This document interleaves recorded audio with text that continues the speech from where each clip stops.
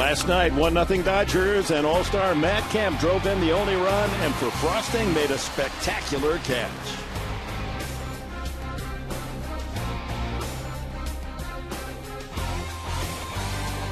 Tonight, the Padres attempt to salvage behind Stauffer. Tim is 3-1, a 2.04 ERA in his last 6 starts. Keep the spirit, build the hope, a new day to cheer for San Diego.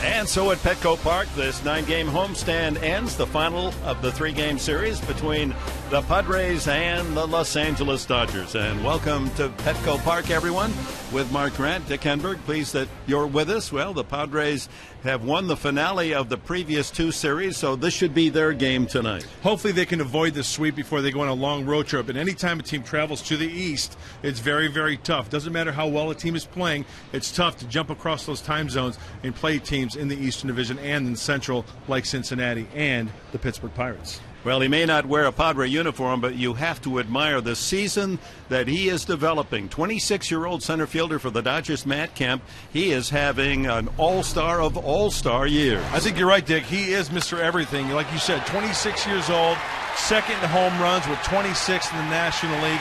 He's a leader in all categories. This guy's into his 6th year in the big leagues. He's averaging a .311 average. One of those guys you can punch in 20 to 30 home runs. He's going to drive in 90 to 100, and he's going to make some spectacular plays as well. The thing is, though, Don Mattingly, the coaching staff, and his teammates wish that the Dodgers were in contention to where these plays and these numbers could pay off for the Dodgers as a whole. And he's in the midst of a 10-game hitting streak. He has 2 hits in each of the first 2 games of this series, raising his average up over 320. He's flirting with a possible triple crown with the rare of rare accomplishments in baseball. He's first in RBIs, he's second in average, and he's third in home runs. And this Padre pitching staff can't pitch to him. He has the strikeouts. He's got 100 strikeouts. He can be pitched to, and with the way the numbers have been put up this year for the Padres pitching as a whole, I think that they can contain him and Andre Ethier tonight. They could avoid the sweep. And if you too much finesse with Kemp, he walks 50 times and he steals 28 bases, so you just no way to get around the talent of Matt Kemp. Let's see how Tim Stauffer works him tonight. Here's the pitching matchup for this final game of the series. Ted Lilly, the veteran left-hander, he does give up a lot of home run balls. He rarely walks anyone. He's 7-10 this year. He's 3-0 in his 3 starts against the Padres. He's won 2. The other game he left, and the Dodgers still won. Stauffer pitching well. His record 6-8. The ERA of 3.10 is the 10th best in the National League. And our pitching matchup is brought to you by Discount Tire, where America saves on tires. The 29-year-old from the University of Richmond, Tim Stauffer, goes at the Dodgers tonight.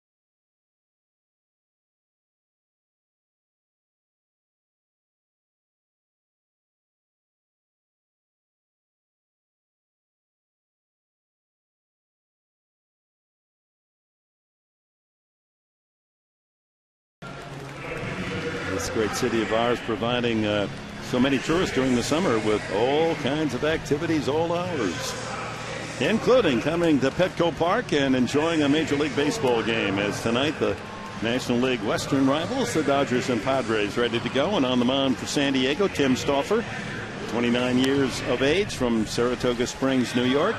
His pitcher profile is brought to you by your San Diego County Cadillac dealer. Stop in for an attractive lease or purchase offer. There are the numbers. One that is not included is the fact that, for whatever reason, Stauffer is very effective under the lights. In night games this year, his ERA is 2.43. That's the fourth best in the National League. In his last 10 starts, an ERA of 2.16. Last time out for Tim, 7 innings, only 3 runs, and it was his first balk of his career, and that balk was the difference in the ball game for Tim Stauffer and the Padres. Yeah, that was one of the tough losses that the Padres have suffered on this homestand, losing to Colorado 3-2. Here's the lineup of Don Mattingly of the Dodgers, brought to you by the Prize Patrol, presented by Jerome's Furniture. Text winning to 269-411 to enter. D. Gordon, pesky sort, this young shortstop. He's had 3 hits, all infield hits in the 2 games of this series. Aaron Miles, Andre Ethier back in the starting lineup tonight, ahead of Matt Kemp. Juan Rivera from the outfield to first base. Deoner Navarro behind the plate. Tony Gwynn in left bat 7th. Jamie Carroll, the second baseman, 8th. And Ted Lilly on the mound. First-year skipper of the Dodgers, Don Mattingly, taking over from Joe Torre. And Torre so highly recommending that Mattingly be his replacement this season. And we're underway. The first pitch from Stauffer is a strike called. 93-mile-an-hour fastball. 3 for 9 in the series, D. Gordon. And he takes strike 2. Another fastball that had some good ride in on the inside corner.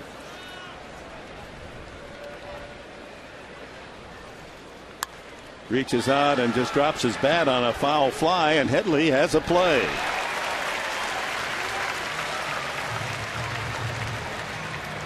Here's the Padre defense tonight. You just saw Headley make that play with Bartlett, Hudson, and Guzman at first. Blanks in left, Maben in center, Cunningham in right, Martinez behind the plate, and Stauffer on the mound. So Blanks, Cunningham, Martinez, 3 men in the starting lineup for Bud Black tonight that were toiling at Tucson earlier in this season. And the first pitch, strike, Aaron Miles swinging. 4 pitches, 4 strikes from Stauffer.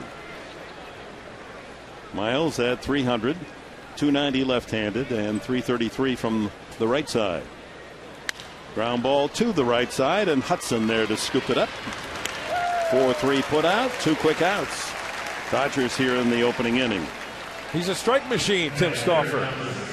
Getting ahead of D. Gordon, and what was the main objective we talked about at the beginning of the series? Have D. Gordon hit the ball in the air. He got ahead, defensive swing for the out. Got ahead of Aaron Miles, working down, get a grounder. That's a good sign for Tim early on.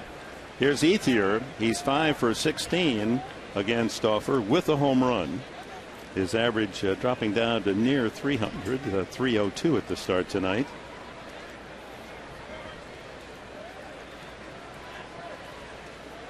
Given a rest last night, although he did come in late in the game.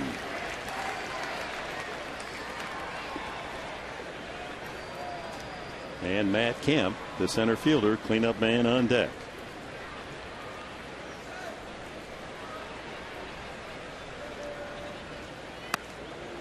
Another strike. That was the curveball. So 0-2 to Ethier. Well, this wraps up the 9-game homestand. Padres will get on the airplane tomorrow morning, head to Pittsburgh. 3 with the Bucks over the weekend as they start a 10-game road trip. But we'll take them to New York and Cincinnati as well. Waste the fastball upstairs. Well, the Dodgers, by winning the first 2, have now won 8 of the 11 games played against the Padres. That's their best record against any National League opponent this year. That's on the inside corner. Strike 3. What a series of strikes from Tim Stauffer in this first inning. 8 of 9 pitches were strikes. Padres coming up, Maben, Bartlett, and Headley.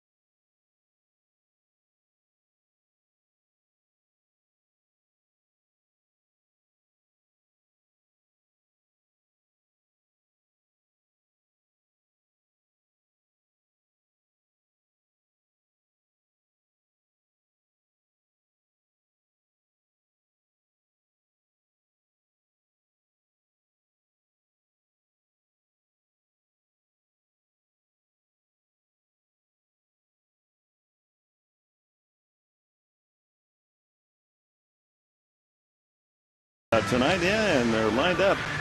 Fans still awaiting their chance to buy a ticket. A good walk-up tonight. Final game of this Dodger-Padres series. So get out here early, folks, so you don't miss the first inning or so. Ted Lilly, 35 years of age, from Yosemite, California. 23rd round pick of the Dodgers back in '96. Theodore Roosevelt Lilly, if you please. He is 8-3 lifetime against San Diego. Cameron Maben leads it off. Control pitcher. In his 34 starts with the Dodgers, he's never had a game where he threw more than 2 bases on balls. Yep. He's a crafty left-hander. There's no doubt about that. Fastball, change, slider, and curve. He will off-speed you to death. Try to work in some trickery. And another oddity, if you want to call it that, for Ted Lilly, he'll move around on that rubber as well. Right-handed hitters, he'll go from the third base side. Left-handed hitters, he'll move over to the first base side to get that different angle. Maben hits that ball well to center field, but Kemp is able to collect it on the run. We saw Kemp's range last night. The Padres starting lineup for Bud Black brought to you by Evans Tire and Service Centers, home of the free alignment. Bartlett follows Maben, then Headley, with Guzman playing first base tonight. Hudson hits fifth. Aaron Cunningham in right, bats sixth. Kyle Blanks in left is the number 7 hitter. Martinez behind the plate, and then Tim Stauffer. Bartlett, 249 as we begin play tonight.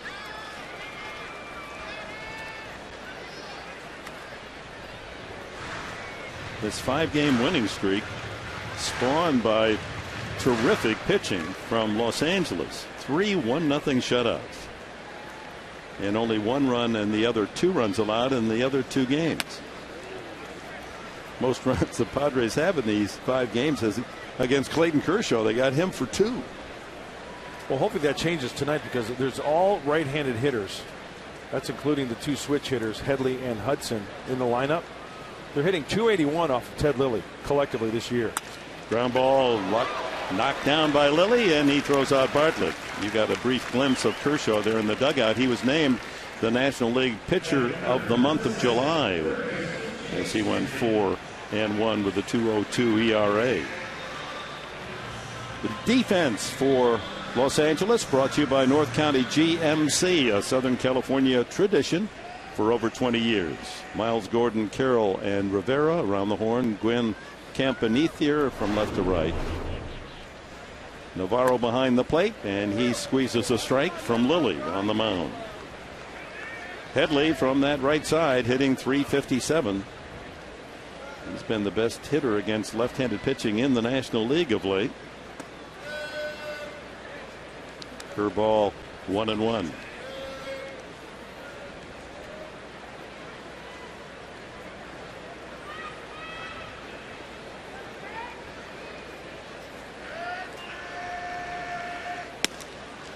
Inside. That's exactly what Lilly tries to do.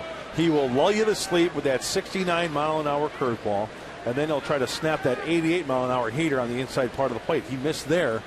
That's how he will break bats. And he's a fly ball pitcher, so Padre hitters, if they hit the ball tonight in the air, hopefully they can square up on a few.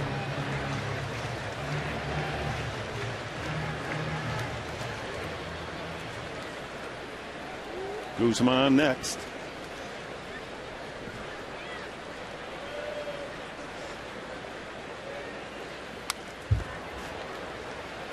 Patiently waiting on that slider. Fouls it back.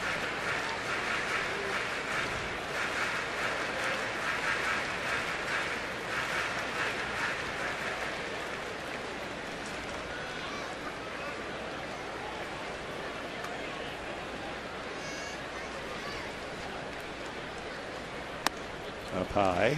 You know, I remember there was a game, I think it was in Los Angeles when Lilly threw, but it was almost like he was throwing his fastball as a show-me pitch, and he was just off-speeding the Padre hitters to death.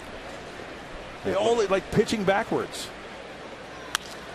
Little looper into right center field. That's going to fall. Actually, it's got good carry. Headley drives it to the warning path for a double off the bat. Didn't appear to have that good, sweet sound, but finds the gap. And Headley has his 28th double of the season. Changeup. Yep, and like I was saying, a couple of fastballs for show, a changeup down and away off the end of the bat. Chase kind of one-hands that ball, and it's splitting the gap in right center field, beating the shift. He will cruise in with a double. Padres with a chance to take the early lead. That's the approach I was talking about in the pregame show. Up the middle and opposite way for the hitters tonight off of Lilly. Here's Guzman, red hot since the All-Star break, .392. He and David Wright of the Mets have the best batting average since the All-Star game in the entire National League. Headley going, and he's going to make it as catcher Navarro couldn't get a grip on the ball. His 12th steal, and a team of thievery, the best in the majors, has the 123rd stolen base. Looked like Lilly one-looked him, and you could see that Miles was playing way off third base, and for Chase Headley, chalk up another Chase, or another King Stallman rather. Stolen base for Chase Headley, 90 feet away. 1-0 to Guzman. He takes on the inside corner.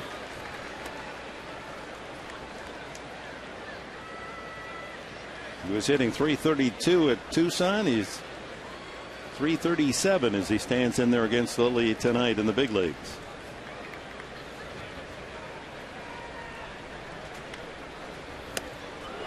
He sneaks that 89-mile-an-hour fastball by him. He'll change speeds on that fastball as well. Nice swing by Jesus. Orlando Hudson would be next. Headley at third. 2 gone.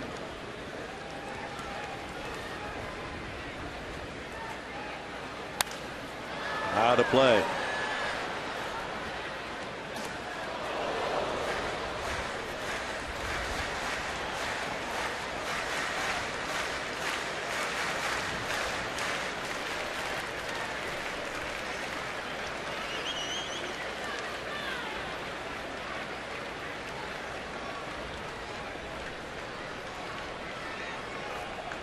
Guzman not only hitting for average, but very productive here in, now we're in August, but since the July break for the All-Star game, 18 runs batted in.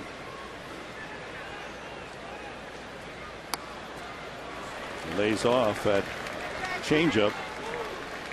You know, we always talk about adjustments, right? Anthony Rizzo has to make an adjustment. Kyle Blanks. Well, Guzman is on the other side. our pitcher is going to make an adjustment and try to find a weakness in Jose Guzman's batting style.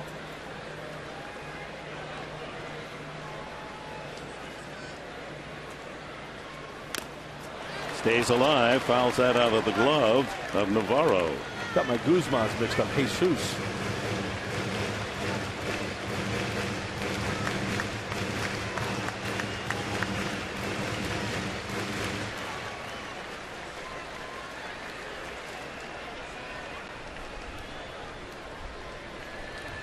Bottom of the first. Padres with Chase Headley at third, 2 outs, and here's the 2-2 pitch from Lilly. Fastball down low.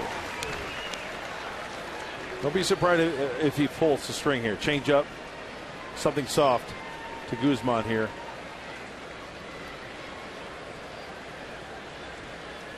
If you walk him, still going from the stretch, you get a force out at second base. He walks him. And it was a changeup, left way up and away. That makes news when Lilly walks someone. So first and third to Orlando Hudson. And Hudson, as a switch hitter, batting from his stronger side, at least statistically, 267. Homered from the right side on Sunday. All 3 of his homers hitting right-handed.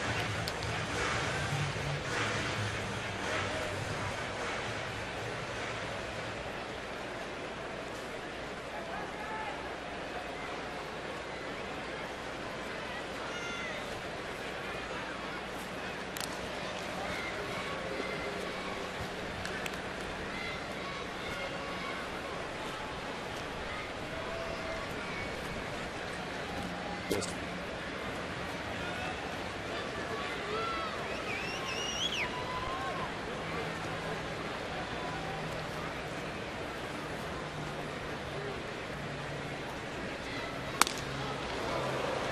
90 on that fastball. I don't think he hit 90 in the game at Dodger Stadium. I think you're right. You know, early on this evening, we're only in the first inning, but first few fastballs for Lilly, he was just getting up there about 86. And I think that's what he's going to top out at, about 90 miles an hour on the fastball. Lays off the changeup. So Hudson has the count in his favor. Dave Roberts having a chat with Jesus Guzman over there at first base. You know, usually with the left-hander out there, they will go on the first move. Let's see what kind of lead he gets over there at first base. Not a great lead.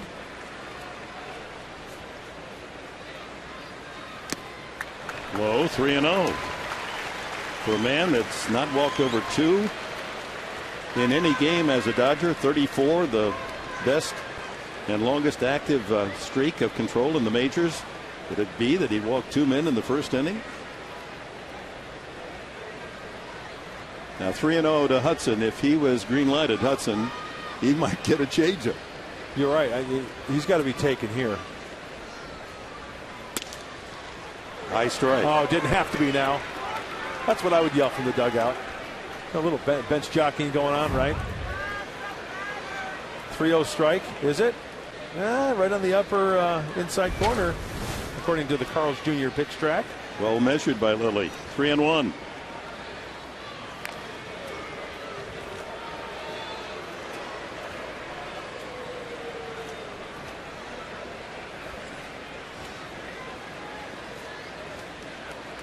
He's slowing down the pace, huh, with runners on. After Maben line to deep center, Bartlett with a comeback out to the mound. Headley a double to right center, and the walk to Guzman. High fly ball way up there, and Tony Gwynn waits for it to come down. Just missed it. Well, Lilly pitches out of trouble in the first. No runs a hit. 2 men left. On to the second. No score.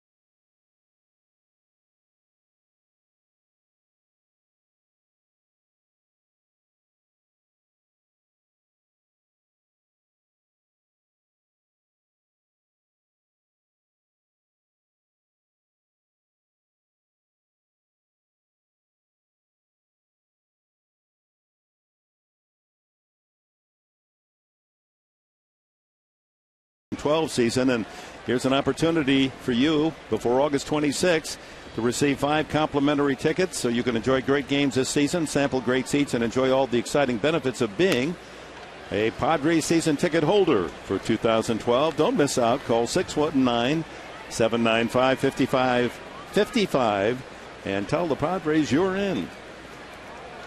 I think that was Jane Mitchell's yacht. She docks up over there in Coronado. She was waving at us. Chopped out in front of the plate. Stauffer will take care of Kemp. One of the few times that Kemp hasn't hit the ball sharply. 2 hits in each of the first 2 games, including the winning hit last night. I mentioned it in our pregame show, and we showed all the numbers during the 10-game hitting streak, but he can be pitched to. Look at that break. That's a little cutter it looked like from Tim Stauffer. Watch the front side. Shoulder opens up. Can't get the fat part of the bat on the ball. That's a little cue shot to Tim Stauffer. Nicely done for that first out here in the second. Juan Rivera looks to be a good pickup by the Dodgers from Toronto in a cash deal. Player to be named later. He was hitting only .243 with the Blue Jays. 6 home runs, but batting .308, as you can see, wearing the Dodger blue.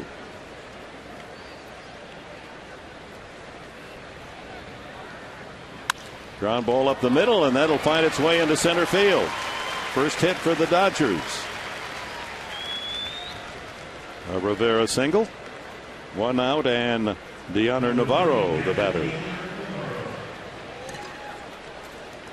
So, reading his lips, a broken bat, but it found its way through a hole. Sometimes you have to smile and enjoy the balls that go for hits that you didn't meet smartly. Navarro, a switch hitting catcher, 205 from the left side.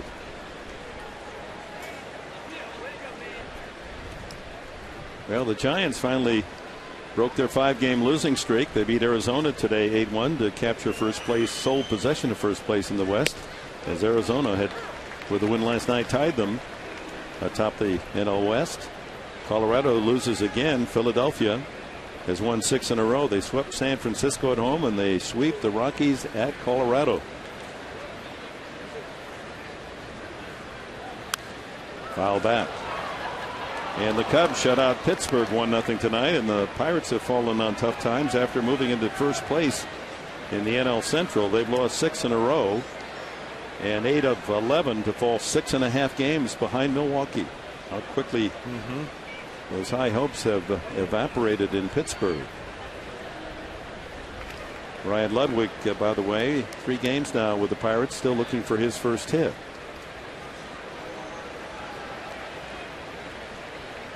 We'll be broadcasting Friday night, not Friday night, on Saturday. Navarro, fairly deep right field. Cunningham with the runner tagging, but Cunningham's throw in on the money, and holding at first is Rivera. 2 away to Tony Gwynn. No TV on Friday night, as Aaron Harang will go against Jeff Karstens, a local lad who's had a terrific year, 8-5, 2.49 ERA. We'll be on the air 3:45 for our Honda Dealers pregame show on Saturday, Lupke and Mahalem. And Sunday, our TV time 10:30, Latos and Kevin Correa. Line drive left field, and Blanks has to play it on a hop near the line as Gwynn singles to the opposite field. So 2 base hits for the Dodgers here in the second, first and second with 2 out. And always tough, Jamie Carroll, who has the best road batting average in the National League, will be at the plate. It looked like a pitch that was left up, definitely, and it looked like it was maybe something off speed, but elevated. And that's right into the wheelhouse of Tony Gwynn. I say wheelhouse because he can do a lot with that pitch. It's up, it's away, he can deposit it down that left field line. If it's down around the knees or below, it's probably a grounder to Chase Headley. Jamie Carroll at .297, not bad for the number 8 hitter. And he takes a strike. Fastball. Again, for whatever reason, Carroll especially effective away from Dodger Stadium. His average at .353. He and Kemp have the 2 best road batting averages in the league.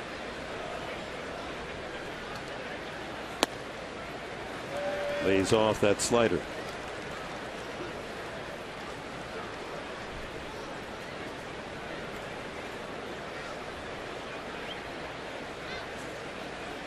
'20th pitch coming up from Stauffer. Every pitch but two has been a strike. Fouled into the glove. And he's throwing quality strikes. You know, a strike is right down the middle, right? Right in the wheelhouse. But Tim is doing a good job of dissecting the plate like this last pitch. Watch the run and where it ends up. That's in off the plate, but has the illusion to Carroll. It's going to be middle in. Good two-seam action. Rivera from second, Gwynn at first. 2 outs here in the second. Slider, and he spoils it.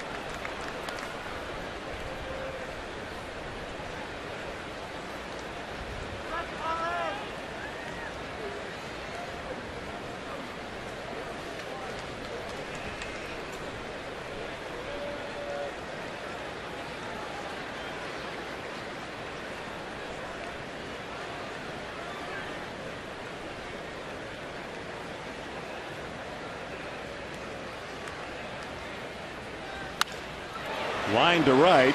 Cunningham toward the line to make the catch. So Stauffer gives up a couple of singles, but Rivera and Gwynn are stranded. Bottom of the second. Cunningham blanks Martinez for the Padres.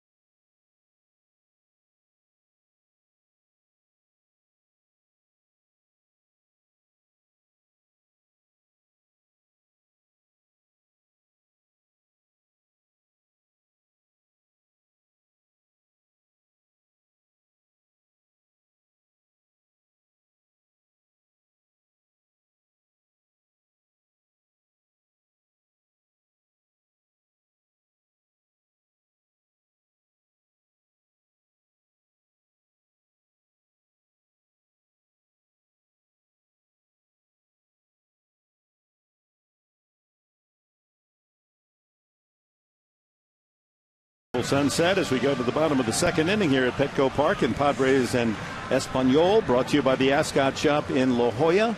You can visit them there. There's summer celebration. Sales celebration will continue through August 13th, or you can log on at ascotshop.com.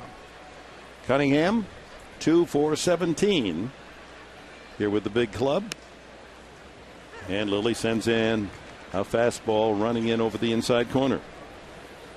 Cunningham blanks Martinez. 3 players up from Tucson to bat here in the second inning.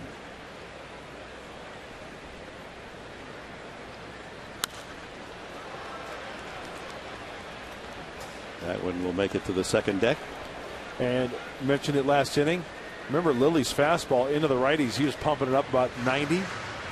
That one was an 85-mile-an-hour fastball down and away, and Aaron kind of pulled off it a little bit. That's the ball. Easier said than done, but to try to drive it to right center field. Ties him up with a fastball in. And the last thing you want to do is get Ted Lilly into a groove.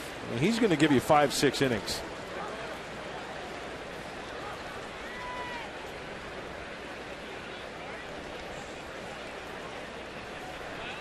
Came over to the Dodgers last year from the Cubs with Ryan Theriot. Trade that sent Blake DeWitt to Chicago. And very rarely is Lilly going to get you into the 7th inning. Thrown 30 pitches already, and he's only pitched 1 inning into this batter in the 2nd.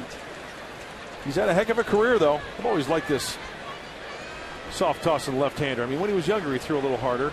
But 8 years in a row, 10-plus wins. He's had a nice little career. Outside. He's one of only 4 left-handers in those 8 years, Mark, to win 10 games each year, 10 or more. Yep. Pretty good names: Burley, Sabathia, and Santana. Oh, yeah. And Lilly.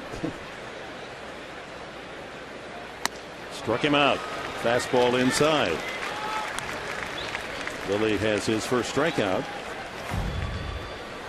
High fastball out of the zone. You know, he wanted it about belt buckle high, but the idea for Lilly is if I'm only going to throw 88, 90, out of the hand, if I elevate it, it's going to look good. Guys are going to offer at it. And especially here, if they make contact, hey, have at it. Hit it in the air. He is a fly ball pitcher. Kyle Blank steps up.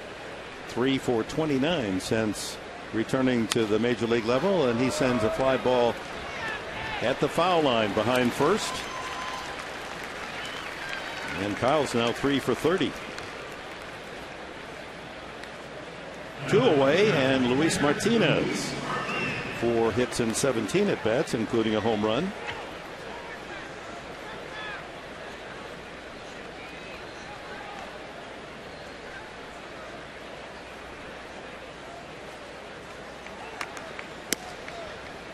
And a strike. So Lilly facing the 6, 7, 8, and 9 hitters: Cunningham, Blanks, Martinez, and then the pitcher Stauffer. Those 4 men have a total of 15 hits this year. Total. Down the right field line, slicing into the corner, and that ball is gone. No, it's off the wall. Just off the wall, and Martinez is the man that's gone all the way to third base with a triple. Oh, my. That ball carrying into the corner. And Martinez, who had only 1 home run at Tucson, got a home run here early with San Diego. Now a triple. Now you always have to hold your breath when you see a ball hit down the right field line, and it is right off the face of the tailor-made driver, right on the sweet spot. Off the bat of Martinez and off the sweet spot of the golf club. Nice 2-out knock for the Padre catcher. So Martinez at third with 2 outs, and Stauffer, who's been the best hitting pitcher on the Padre roster, with 6 hits. Chance to help himself. Takes a strike. He's 6 for 40 and has 5 RBIs. He has the same number of RBIs this year as Cunningham, Blanks, and Martinez before him combined.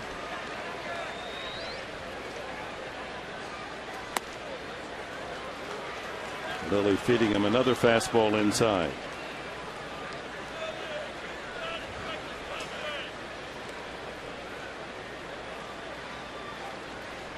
Big hole up the middle of the diamond for Stauffer. Good cut. Yeah. They got to protect, maybe choke up a little bit, play a little pepper.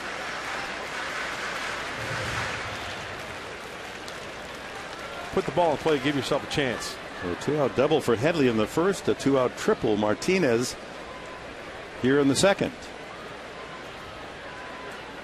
Oh. Got him looking at a big curveball. A couple of strikeouts for Lilly in the second. The Padres waste a triple.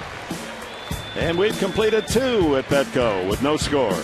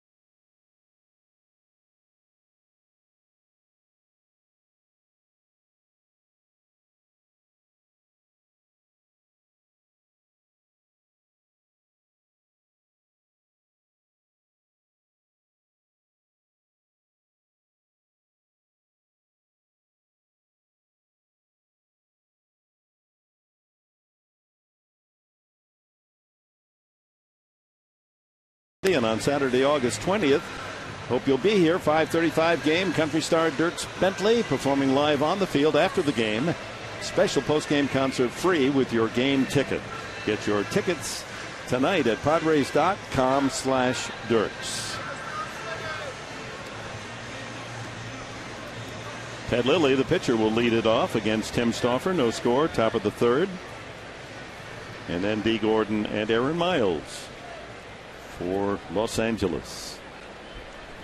Dodgers 50 and 59. They're currently tied with Colorado for third place as Colorado lost again today. Dick, I have a question for you. Since you read that Country and Western promo, right? I mean, you're a very popular guy. One of the greatest of all time. Did you ever meet Hank Williams? No? No. Really, it's just my travels haven't really been in the circle of the great country. The closest I came, I had a roommate that was a big country. That was the back closest? at Central Michigan. That's the closest. We used to go out to the square dances on Saturday night. Now that's real country. Oh, yeah. Chop by Lilly. That's going to be a very tough play. Johnson fires and gets him. Martinez, rather, the catcher tonight, hustled out behind the plate and with a rocket fire down to Guzman for the out. This ball is topped by Lilly, almost like a great bunt, and then all of a sudden a throwing area, throwing zone, creating that zone. Look how quickly Martinez, cat-like quick. That's what made the play. Squaring up to first base and firing a strike. Nicely done. To the leadoff hitter, Dee Gordon. He fouled to third base his first time. Slider bends out of the strike zone.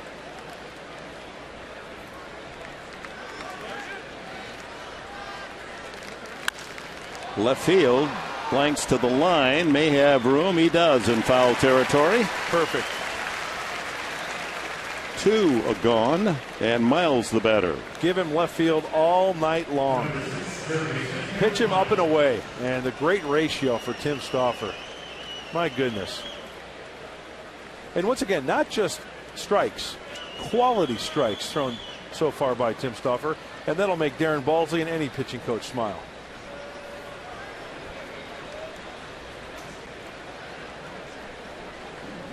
Miles, who broke in with the Colorado Rockies as a rookie 7 years ago and led all National League rookies in batting average, 293.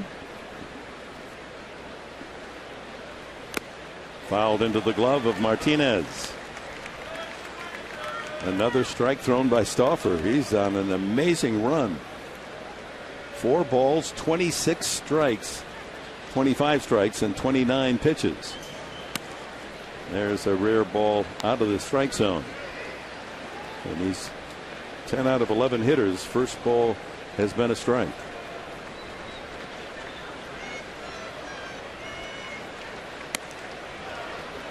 Tried to curve him. Ball hung.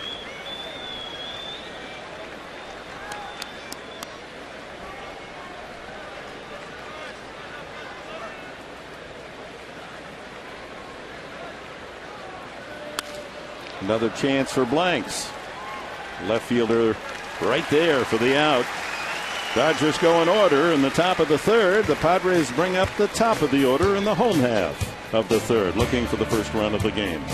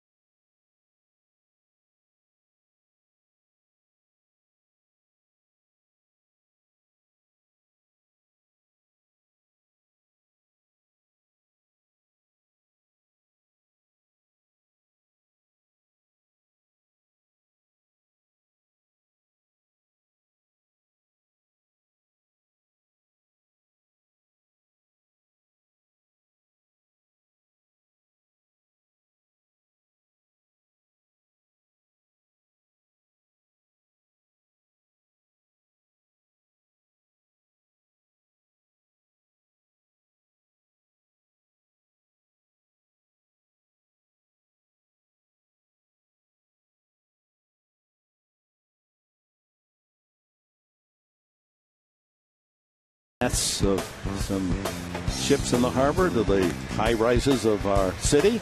Padres baseball brought to you by Permadontics, Southern California's premier dental implant center. By Hughes Marino, because where you do business matters. And by Cox High-Speed Internet. Power all your devices with the fastest internet in San Diego. Each team with a couple of hits. Dodgers with 2 singles. The Padres with a double by Headley, a triple Martinez. No score. And Maben leads it off. He drilled a line drive to deep right center first time up. But Kemp was able to go back and get it.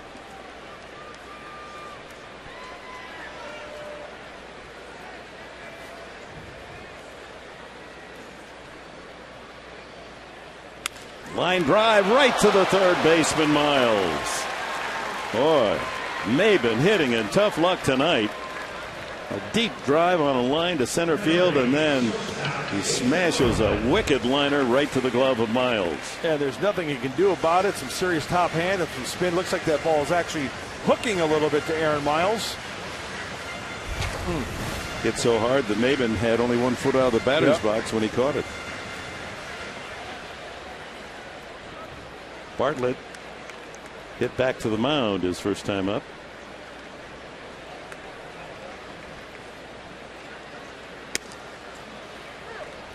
I'd like to see a stretch of about 10 games where the Padres have guys, they square one up and it, goes off a guy's glove. Guy dives for it and it goes to the wall and you see an inside the park home run. Ball off a guy's head in the outfield goes over the wall for a home run. You are reaching, huh? Drive deep down the right field side and out of play. The Padres did offer some good news today. They signed a couple of their top draft picks. Their 7th round pick, a high school pitcher from Bryan, Ohio, Matt Whistler. He's now in the Padre family. And their 11th round pick from Auburn University, an infielder, Casey McElroy. We welcome those 2 young men to the minor league system for San Diego. Deadline for signing the kids picked in the amateur draft is 12 days from now, August 15th. Padres still have 4 key players. Pitchers Joe Ross, Michael Kelly, and the catchers Brett Austin and Austin Hedges, hoping to sign them. Checks back, and it's 1-2. Slider in on the hands of Bartlett with Chase Headley on deck.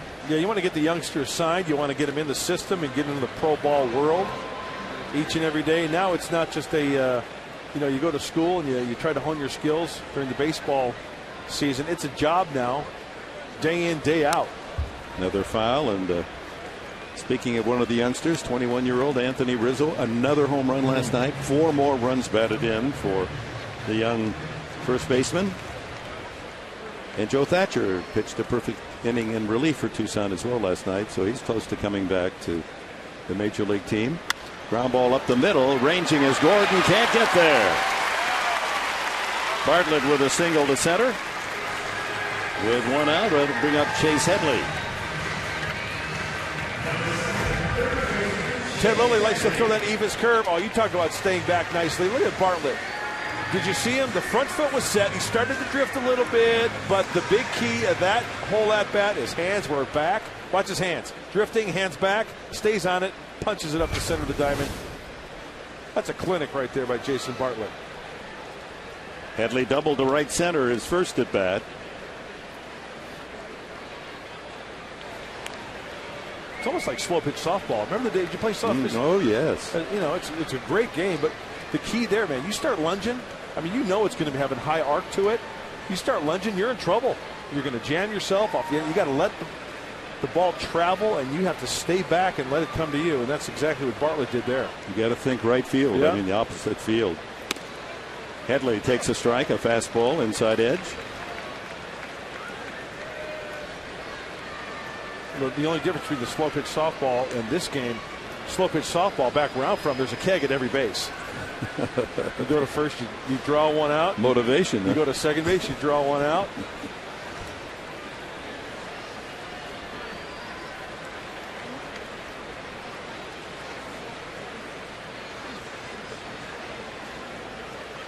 Where I come from, we were so poor, that's what we wore.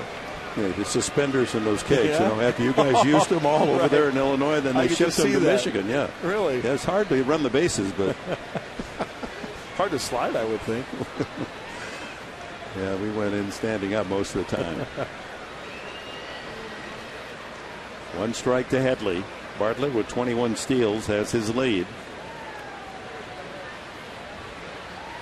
There's that slow curveball, just over 70 miles an hour. He's thrown 169 tonight.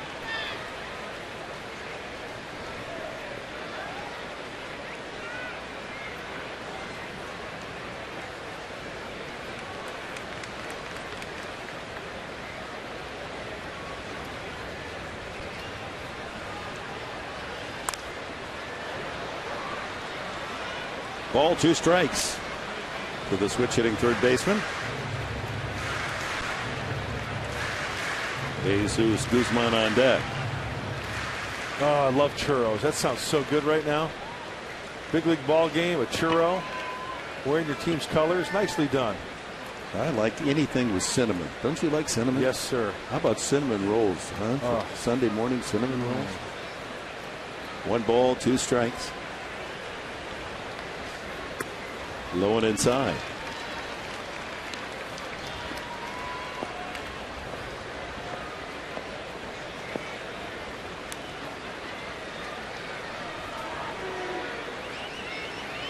Big hole on the right side for Headley with Rivera holding on the runner Bartlett, and second baseman Carroll swung over near second.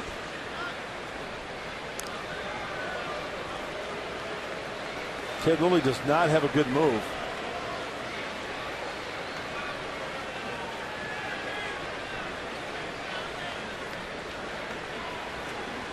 And again, it's not much, but working from the third base edge of the rubber, he's a little farther away from first. Yep.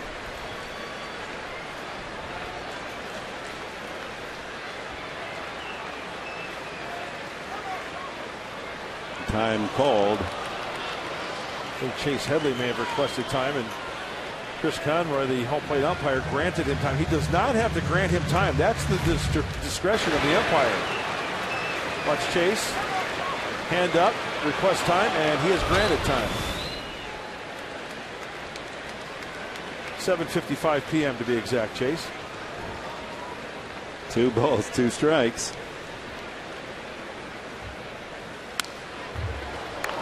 Good cut.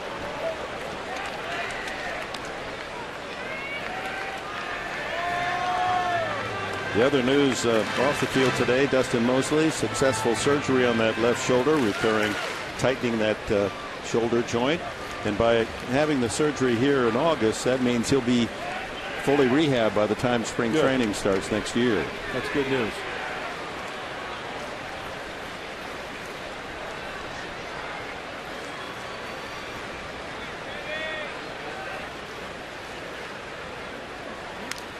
Just does get a piece of that, clips it foul. 72 on the curve.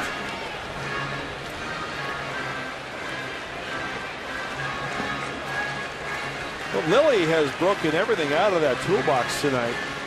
We've seen the short breaking ball, the big looping curveball, the fastball in. So he's got Chase Headley kind of guessing a little bit. Fastball in. Oh, he wants to go soft away. Oh, here comes changeup, curveball. Here comes the changeup.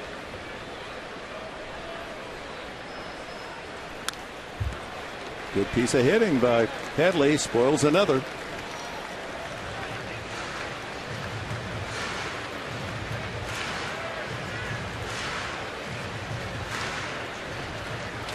Eighth pitch of this encounter coming up.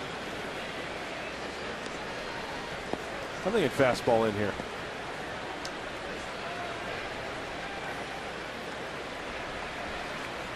Here comes the heater in. You put down a 1. Will he set up inside? You betcha. Struck him out. Up and in. Third strikeout for Lilly.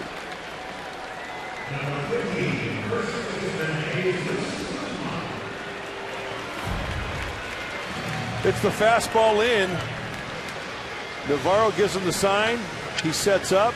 and up and out of the zone, like we mentioned before. A soft tosser like Lilly, you see that ball so well out of the hand, it looks great, but then it's on you, you commit, it's really tough to lay off. Tough to get that top hand over that one. Absolutely. So Guzman walked his first time. Bartlett now a more serious threat to steal with 2 out. And Lilly knows that, so sends a soft visit over to Rivera. Pretty nice numbers there in the last 8 games rather. 11 hits for 25 trips, 3 doubles, a couple of homers, 8 RBIs in 8 games.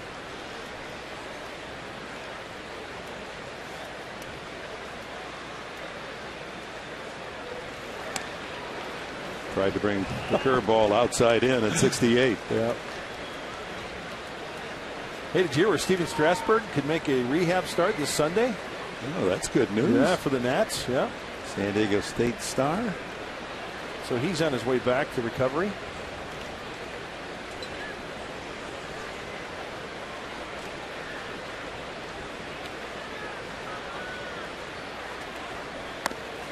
Snap throw, and just back in time is Bartlett. Count 2-0 now on Guzman. Remember, we saw one of those last night from Navarro. Now 43 games for the catcher for the Dodgers. 4 pickoffs from the catcher's position, so you have to be aware. After that secondary lead, you got to dart back to that bag safely.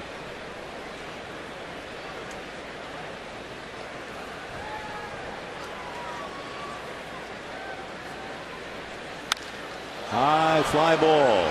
Center field. Kemp calls for it. And the Padres are out in the 3rd. They leave their 4th man. No score to the 4th.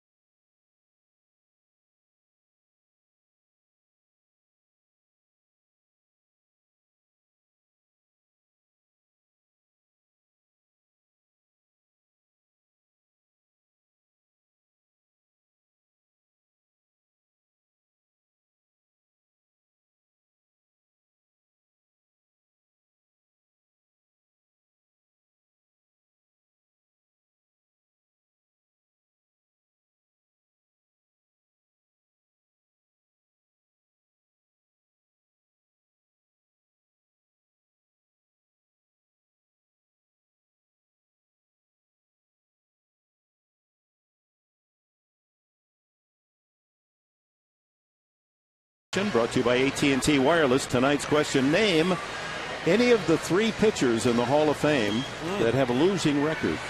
I know one right off the bat. All right, no hints to the audience now. Let them play. This is an interesting question. 3 of the pitchers in the Baseball Hall of Fame are there despite the fact they had a losing record. We'll give you the names of those 3. Bottom half of the inning. Tough end of the order for Tim Stauffer to face here in the 4th. Ethier, Kemp, and Rivera. And he sends in a breaking ball for a strike to Ethier. Struck him out looking in the 1st.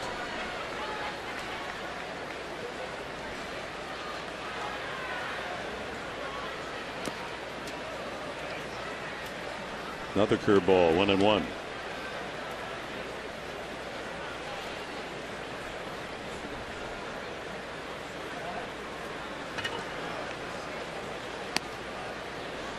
1-2. Slider. Ethier's not been happy with the calls of plate umpire Chris Conroy. Backdoor variety. Does it get? It's off the plate a little bit, but you know what that is? That's a big league hang with him. Tim Stauffer's ahead in the count. Pounded foul. The Hall of Fame produces a quarterly magazine. Always has some interesting articles in it in the back of the because it was the Hall of Fame edition. There are 295 members now in the Hall of Fame. What do you think alphabetically, last name, what letter, surname, starting a surname, has the most members in the Hall of Fame? Fly ball sliced to left. Blanks has got a long, hard run and can't quite get there. Ethier back to home plate. If you know what, my first guess, something that's common, I would say either an M or an S. Well, actually, it's a C, starting with Campanella and Kyler. There are 31 C's in the Hall of Fame. There are no Q's, U. Euchre's not, it doesn't count broadcasting. Q, U, or Z's. He gets it. Change up. Well, one of the best people I've ever known. That gentleman there celebrating his 80th birthday, Stan Charnovsky, Dr. Charnovsky. He was the head baseball coach at Cal State Northridge. I was his assistant with the Matadors. That's his daughter, Dana. Brought his dad here for his 80th. He and his brother Hal, twins, played for Rod Dado at USC, were All-Americas. And then went on, and both were signed by the Yankees, made it all the way to Triple-A back in the 1950s. Well, that would be Major League today. Right. That's great. Great hands, just to watch his quick feet, great hands.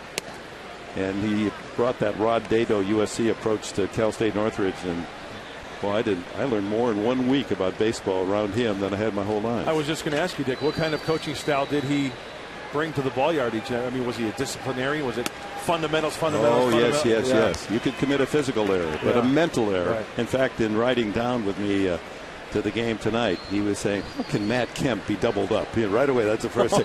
Didn't talk about winning the game with a base hit. How can he get doubled up on a line drive? Ground ball deep to short. Bartlett the long throw. And that takes care of Matt Kemp. You know, there are guys who have tremendous talent. You know, we talked about Matt Kemp. And then there are guys who, and I'm throwing this guy's name out there because he'd be the first to admit that he didn't have all the tools. Tim Flannery, right? But yet, if you get those two players and you teach each and every one of those players the right way to play the game, that's what you need to do. Because your talent's not going to, it's only going to take you so far. You need to learn how to play the game the right way. And listen to Tony Gwynn, right? He had to work on a lot of things fundamentally to become a Gold Glove outfielder.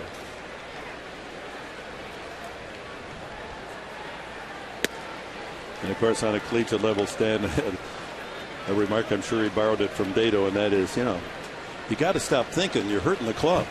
Yeah. You get some of those cerebral guys. Yeah. 1-1. Rivera single to center field. A ground ball not hit sharply, but found the gap between short and second.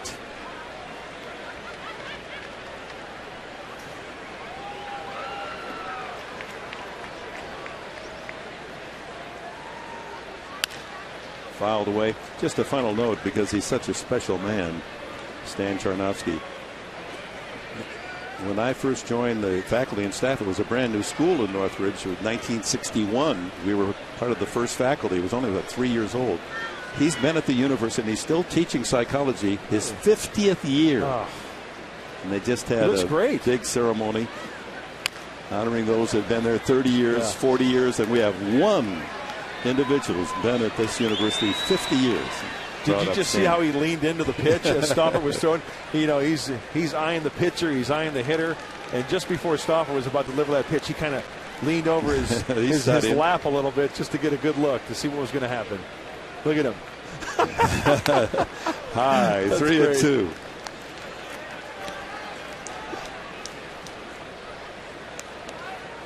Loves the game. Grew up in East Los Angeles.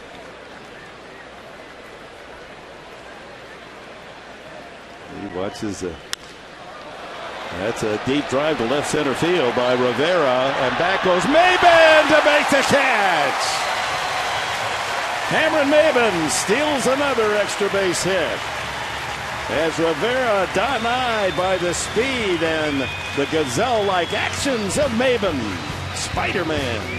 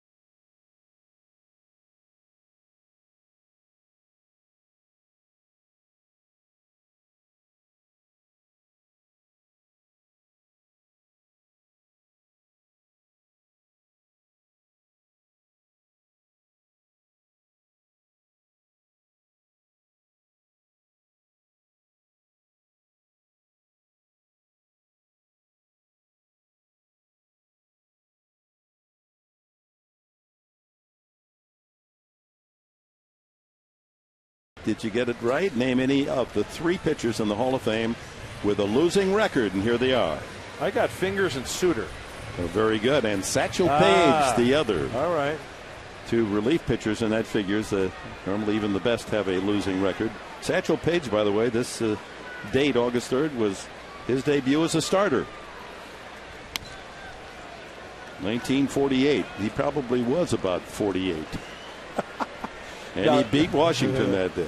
Now, you know, I had a blast in the minor leagues riding the buses. That's when you really get to know your teammates. That is one guy I wish I could go back and travel in the buses. And hear the stories. And hear the stories. Well, he is a baseball humorist, and he was really a baseball Mark Twain in a lot of ways. He just saw life very clearly and from a different angle. Don't look back. That's right. Somebody may be gaining on you. Fly ball left center. Kemp has a beat on it. Another fly ball out, thrown by Ted Lilly. 1 away in the 4th. Aaron Cunningham comes up. He struck out his first time.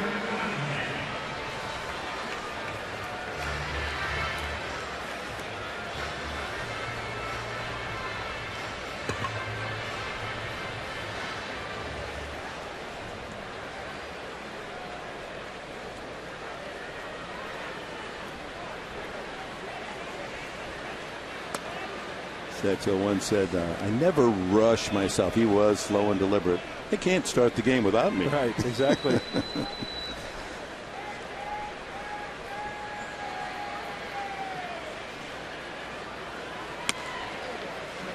Well, my best authority on his stuff is Ted Williams, and I asked Ted about Satchel. He faced him a few times. I said, was he really good? He said, oh, I never could figure him out. Really? Different deliveries, different arm angles, different speeds. Cunningham works the count 3-0. Age is a case of mind over matter. If you don't mind, it don't matter. It's another Satchel quote. Yeah.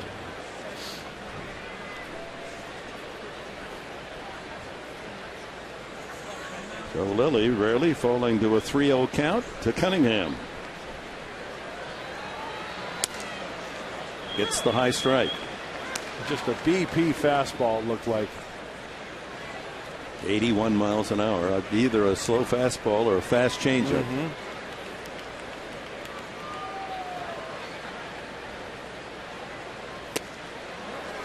Swung at ball 4.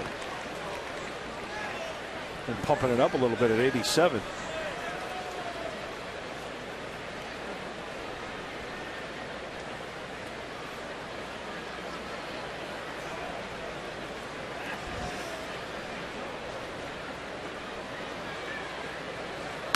Struck him out from 3-0. He strikes out Cunningham for the second time. Slider, 4 strikeouts for him. Another Leroy Satchel Page quote: "I've said it once, I've said it 100 times. I'm only 44 years old." Kyle Blanks fouled to first. His only time up.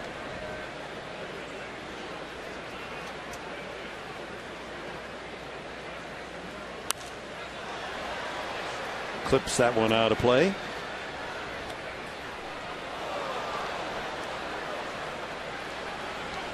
Our comparison tonight is brought to you by the San Diego Toyota dealers. We've got what it takes.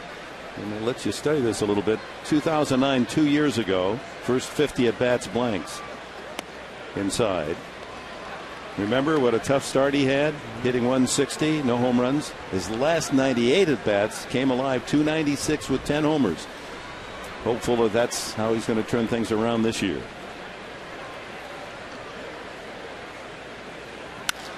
Hits that one well to right center. Late break by Kemp, and he gives ground to the right fielder Ethier, who makes the play. So Lilly, for the first time, retires the side in order. Another shutout game of Bruin through 4.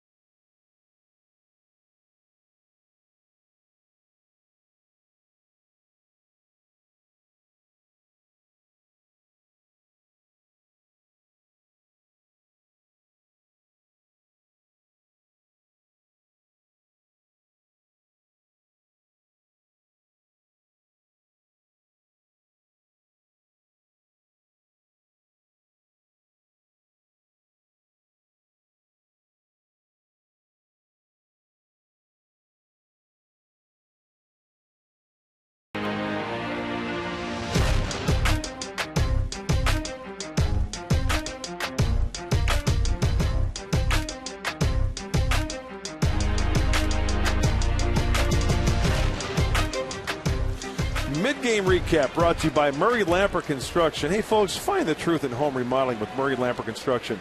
See why that they're the company to trust. Call Greg Cantor. He'll hook you up, or get online. Visit murraylampert.com. Dick? All right, Mark. First pitch swinging, and a cue shot by Navarro to the third baseman Headley. One away. Stauffer allowing only 2 hits, both singles, both in the second inning. Rivera and Tony Gwynn. And Jamie Carroll lined out to right to end the inning. Padres out a single, double, and a triple off Lilly, but unable to get that runner home. Gwynn singled in front of Kyle Blanks in left field, his first at bat.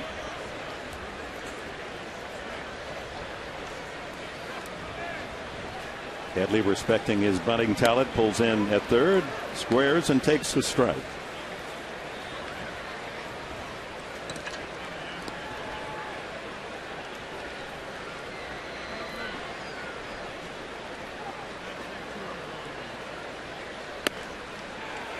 Very nice.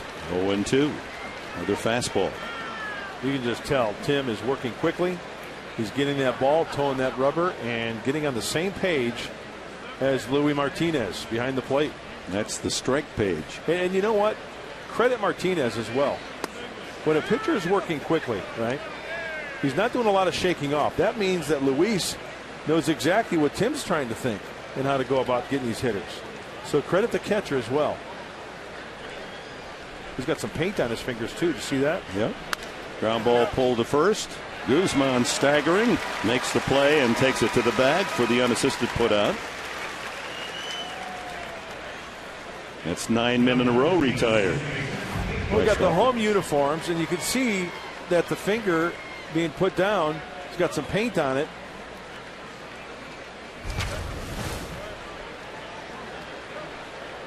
First catcher I remember doing that, putting white adhesive tape on his fingers, was Campanella.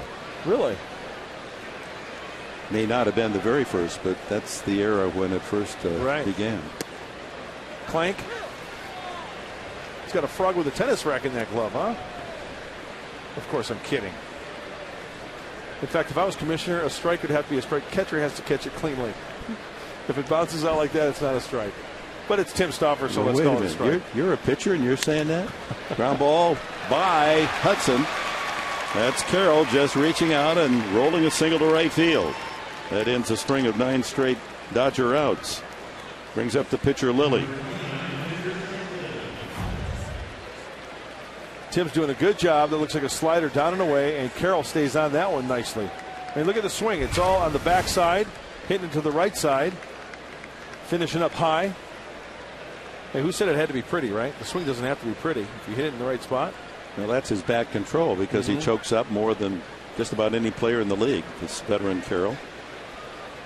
Lilly rolled one out on a swinging bunt up the third baseline that Martinez pounced on and threw him out. 3 for 36 is Lilly this year. Fastball sinking low, ball 1. Phillies beat Colorado 8-6. Giants broke out of their losing streak, 5 in a row. Hammered Arizona 8-1 to recapture sole possession of first in the West.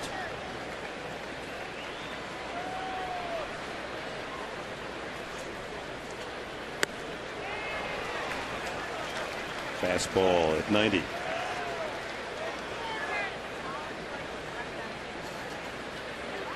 Stauffer, one of those victimized in this 5-game losing streak to the Dodgers. Lack of run support. That's another strike. I mean, if you were going to ask any baseball man, listen, I've got 5 games and my pitchers are going to allow 1 run, 1 run, 1 run, 4 runs, 4 runs. How many games is that? 5? Yeah. I'm going to say 5-0. Yeah. 0-5 are the Padres. Yeah. Even though the pitching has been outstanding against the Dodgers. 2-2 now to Lilly.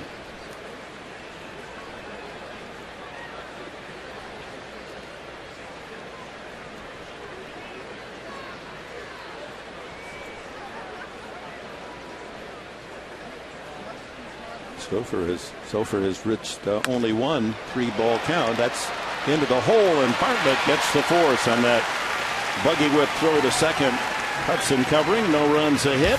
The man left for the Dodgers. Halfway mark in this one, 4.5 in the book. No score.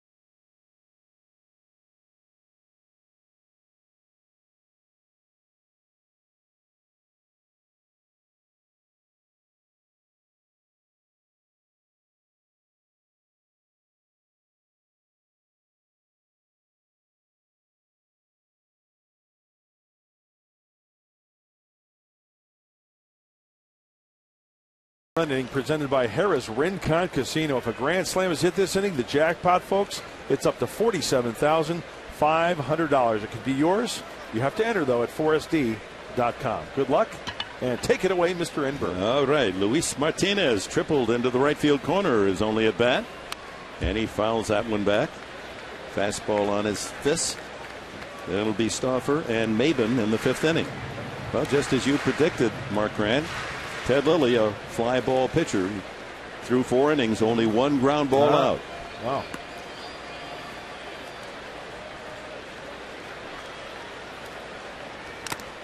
Foul off the mask of Navarro. So the Padres, as they go to work here in the 5th inning, have scored only 1 run in the last 21 innings against the Dodgers in this series. And no runs in the last 15 innings.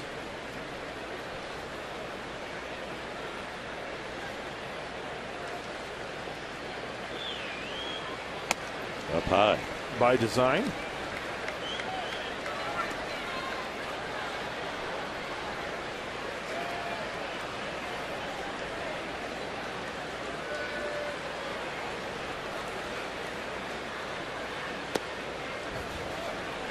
I always chuckle every time. It's tantalizing. It's a fun pitch, right? It is. Daring him to be patient enough to put a good stroke on it. I remember Tommy John used to flip those big curveballs. Struck him out, and then he comes back with a slider. Yep. 5 strikeouts for Lilly. Big looper, and then more of a controlled type breaking ball, that being the slider. And cannot make contact. So you see that big overhand curveball with all that break, and Martinez waiting for that ball to break more, but it's a sharper, quicker break on the slider. Stauffer struck out, took a 3rd strike his first time. That was with Martinez at 3rd, a 2-out triple by the catcher, but Stauffer couldn't help his own cause.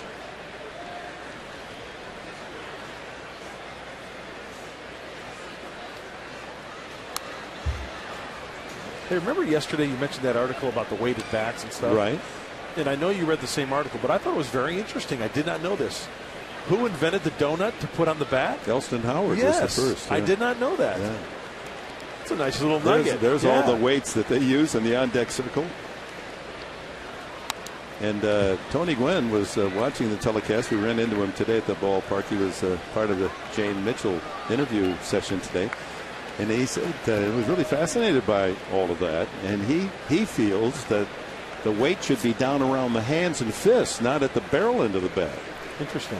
To get your hands through, stronger with your hands to get through to the pitch.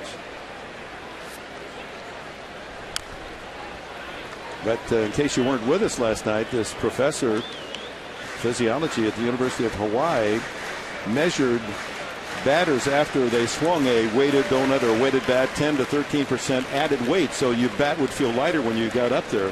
And the swing was 3 miles an hour slower after using the weighted bat. 1-2. Struck him out, making it look easy. 6 strikeouts now for Lilly. He's retired the last 7 in order.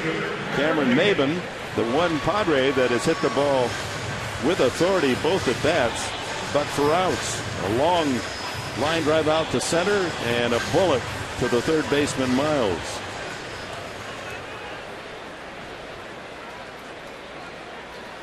My favorite quote, since we're talking about Satchel Paige, and if you know me well enough, Dick, avoid running at all times. Thank you very much. It's not a track meet. No thanks, I'll walk. First pitch out of the strike zone to Maben. He's going to break through first. No score. 2 outs in the 5th. Change. Yeah, you're right. Who's going to boot a grounder? Who's going to throw one away? Who's going to come up with an extra base hit? Or maybe even send one out of the yard? You mentioned it earlier. Lilly's given up 23 home runs this year. 3rd most in the league. Brendan Arroyo, 30 home runs. Arroyo, the Reds.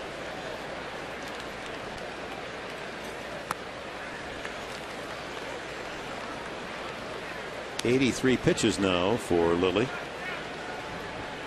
Does throw a lot of pitches for a man who doesn't walk anyone. He has walked one tonight.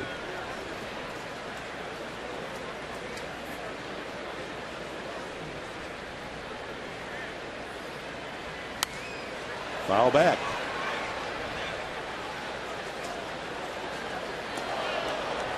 That one hops the base of the Sports Writers media section off to our right.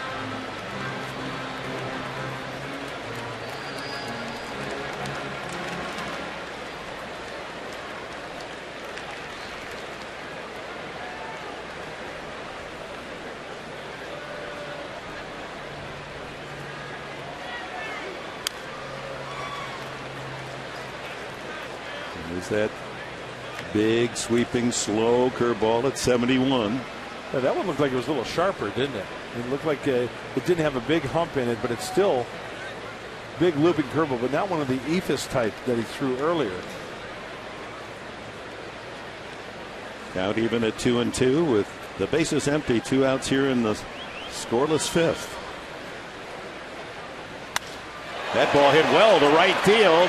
That chases Ethier back, and he makes the catch on the warning path. Boy, Maben, what do you have to do? He's hit the ball sharply 3 times for 3 tough outs.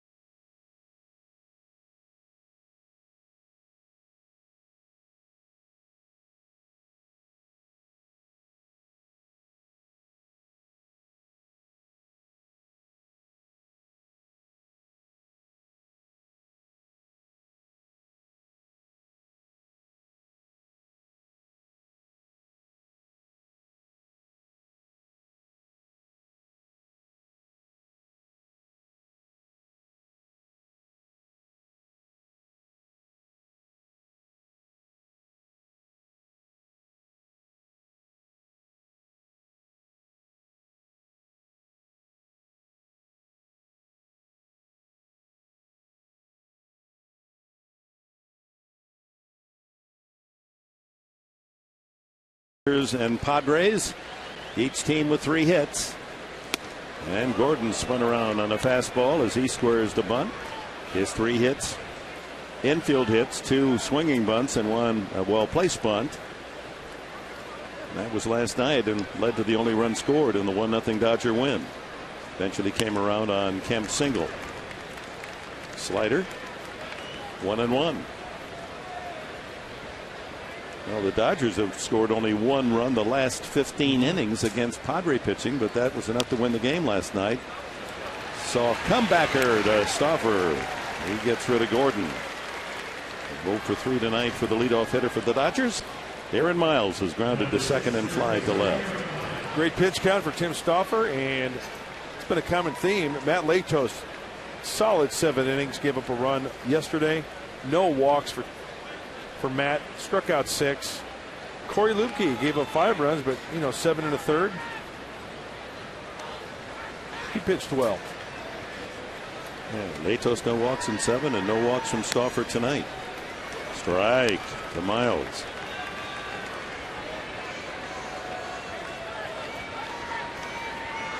Ethier on deck. Ground ball pulled. Guzman smothers it, throws and gets him. How do you do? A little belly flop, backhand throw was perfect.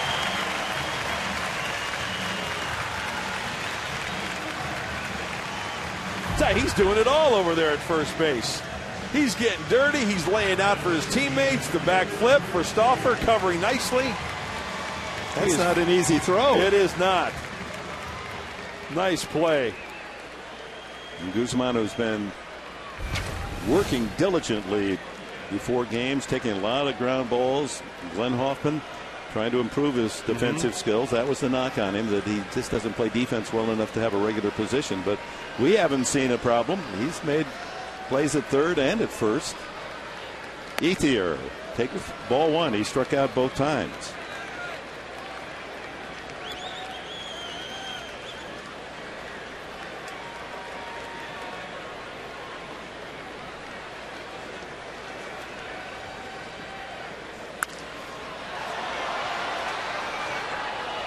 You know, I think the one thing that Guzman will learn through time, especially playing first base, and he's done it a couple times, is going to his right, sometimes over commits to his right, realizing that, hey, you know what, the second baseman is going to be there, because if he overcommits, he's out of the play. He can't have time to get back to first base, but that's going to come with time. That one goes right through him, made him up. A sharp ground ball that goes into the bullpen. Might be a play here. Hudson's throw, not in time.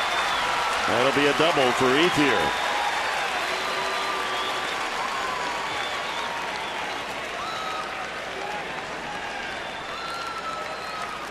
So Ethier with his 26th double. He leads the club. That one just ate up Guzman. Yeah, it sure did.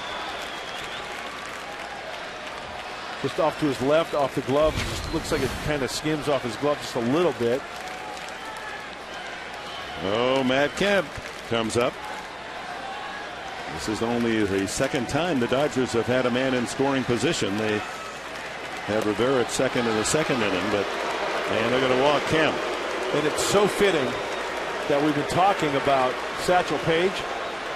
One of his great quotes: "If a man can beat you, walk him." And that's what's happening right here. Well, Kemp's the guy that can beat you. Yeah. Not that Rivera is an easy out. He has a single, and Maben robbed him of another hit with that running catch at deep in left center field the last time. But Kemp at 308, rather at 321, and leading the league in RBIs, not getting a chance to knock in the first run tonight.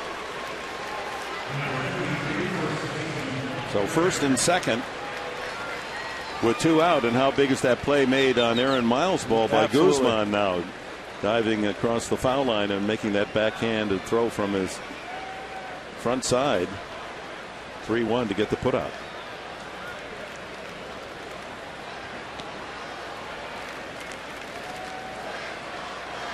Rivera was 1 for 3 last night. 1 for 3 the first game of the series with a sacrifice fly, and 1 for 2 tonight. Slider outside. See if Tim tries to concentrate on keeping the ball away from Rivera. First pitch slider off the plate, runner in scoring position. A lot of times pitchers will go to that secondary pitch rather than a first pitch fastball. Right down the middle with a fastball. That was almost like a two-seam backdoor fastball from Tim. Tremendous movement on that pitch to even the count.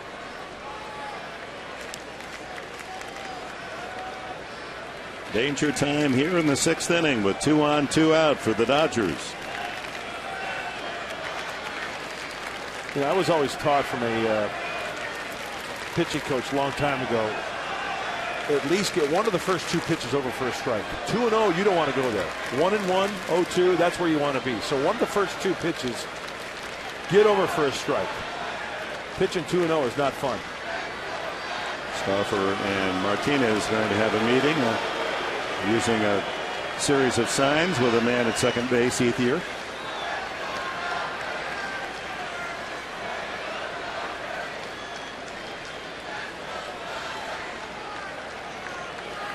Let's see if we can pick something up from Luis Martinez. Series of signs.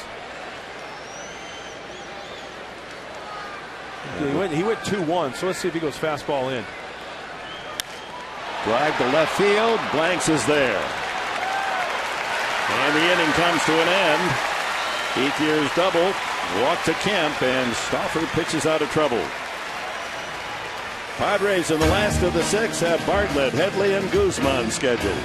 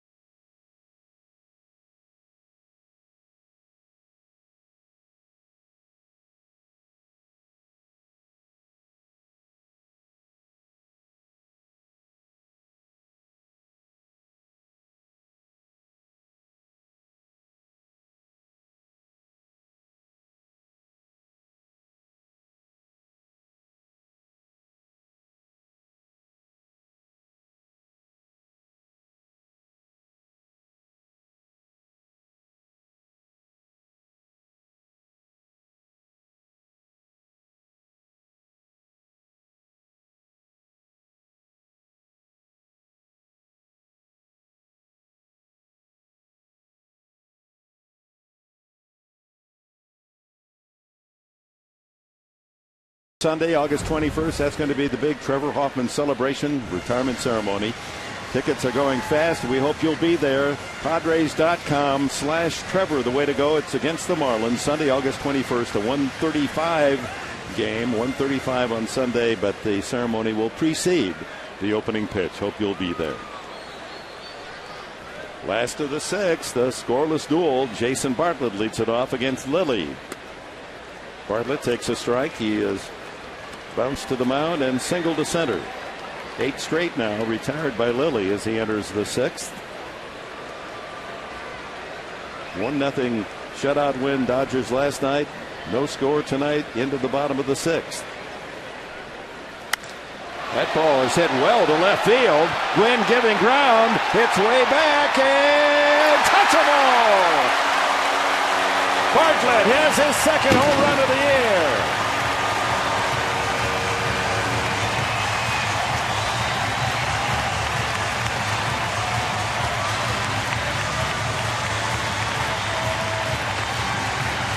And the Padres take the lead 1-0.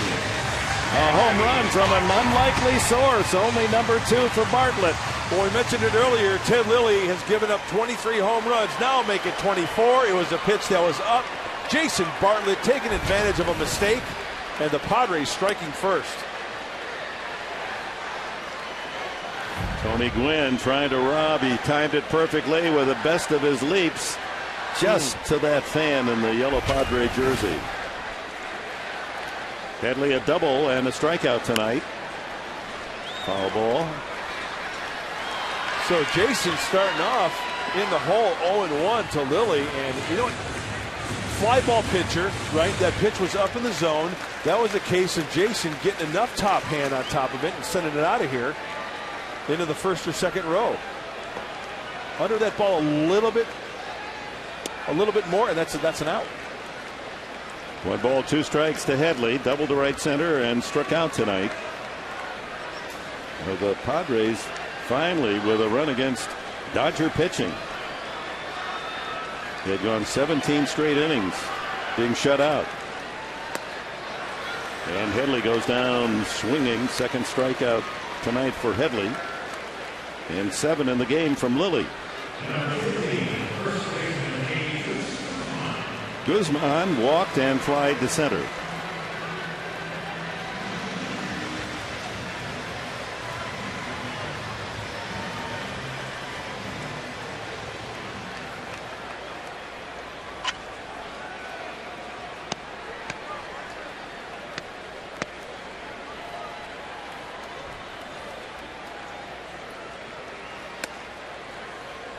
It's only the 42nd time that the Padres have scored first in a game. 42 times for the Padres, 70 times the opposition getting the early lead. Yeah. That's a big differential. Yeah, playing catch up is no fun.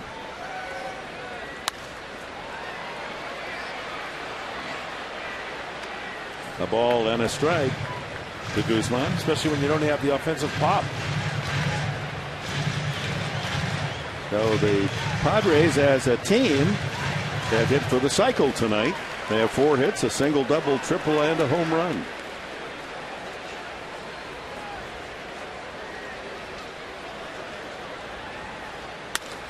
Back through the middle. Carroll with a good play and throws him out. Veteran Carroll able to get to his backhand and deny Guzman for the second out. That's a good play. Anytime a second baseman, I don't care who you are, you make that play to your right, have to glove it, grip it, and then throw when your momentum is going away. That's quality. Looking over at his first baseman, Rivera, as if to say, you know, I just threw it and hoped he got there. Hudson has flied out twice to left and to center.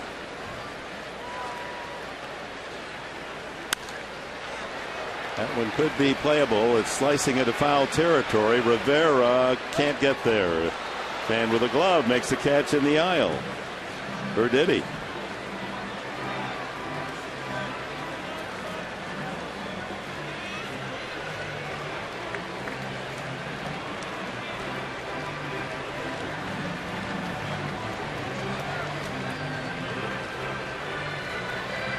Bartlett's home run measured at 375 feet. Just long enough.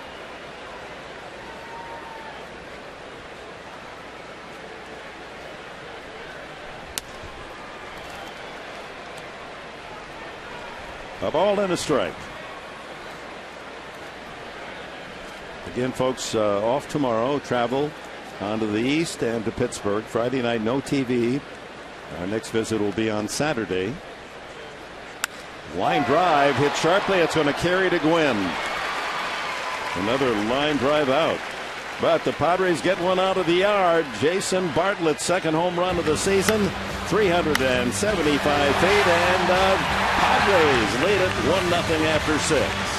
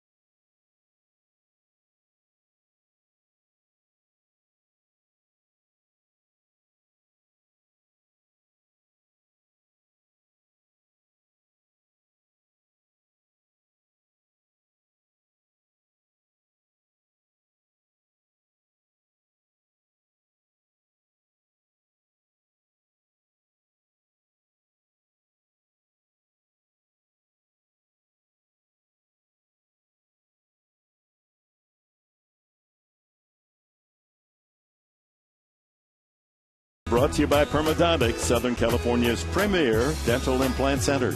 By Goldman Sachs, for all the reasons you invest, mutual funds from Goldman Sachs. And by Hughes Marino, because where you do business matters. With Mark Grant, Dick Enberg, pleased you're with us on this perfect baseball Wednesday night. Tim Stauffer with a 1-0 lead goes to work in the 7th.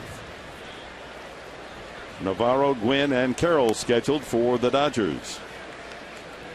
Stauffer, only one walk. That was intentionally walking Kemp in the last inning. and he has a couple of strikeouts. 4 Dodger hits, singles by Rivera and Gwynn in the second, but no damage done as Carroll lined out to end the inning. A single with 2 outs Carroll in the 5th, and then the double by Ethier in the last inning. Well, he is making some quality pitches now, being the 3rd time around towards the bottom of the lineup. And it was a classic example of making good pitches last inning, because the double, the intentional walk, he got Rivera on a changeup, but it wasn't just the changeup, it was where it was located. He placed it perfectly.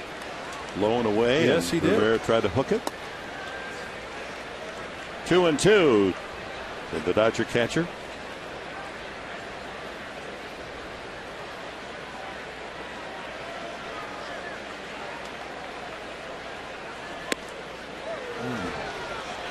Try to hit that inside corner with a slider. Navarro wouldn't offer.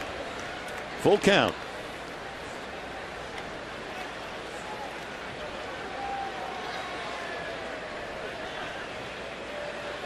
Line drive, base hit. Well, he came back with a fastball, and Navarro sent it quickly into center field. The leadoff man on for the Dodgers, and Tony Gwynn walking to the plate.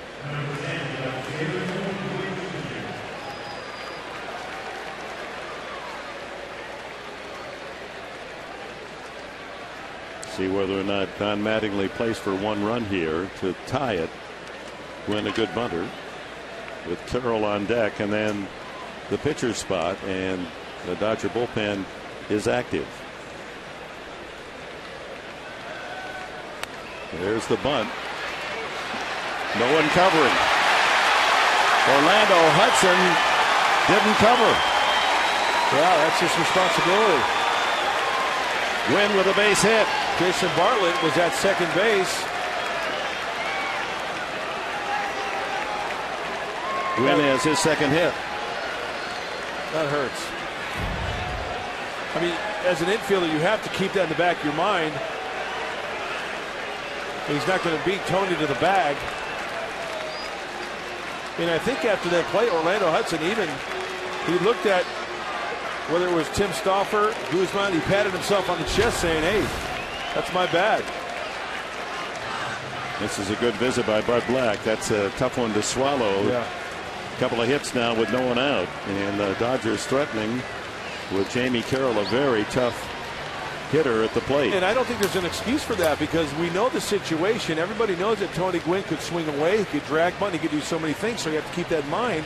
Jason Bartlett was at second base, and the play just wasn't made at first. He didn't get over there in time. Carroll handles the bat so well. We'll see what the Dodgers have in mind here. You have him move the runners along with a sacrifice and then a pinch hitter for Lilly. Pretty good chance.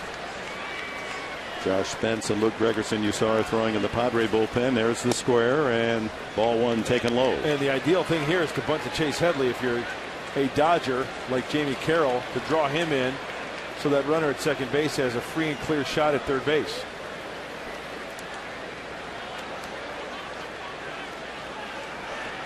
Guzman creeping in at first base. Headley has to hold his ground at third. Fouled at the plate.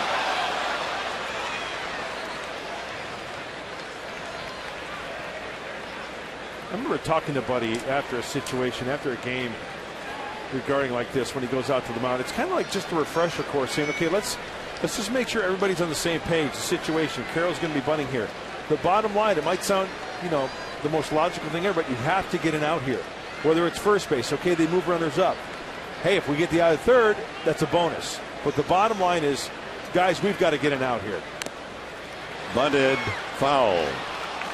Well, Carroll now behind 1-2. We'll see if he's asked to bunt with 2 strikes on him. Staring at third base coach Tim Wallach as he walks back to home plate, Carroll, to see whether or not they've rubbed off the sacrifice and letting him swing. James Loney has a bat. He's in the on deck circle. No one out. Navarro a line single to center, and Gwynn with a bunt single credited with the hit when first base not covered.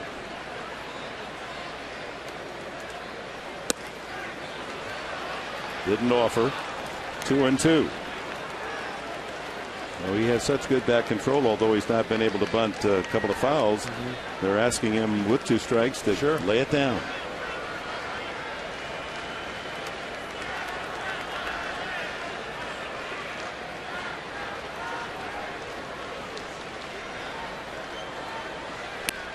And now 3-2. Now a serious pitch coming up, and does Carroll swing now? Long look by Wallach into the dugout to see what Mattingly wants, and now he flashes the signs out.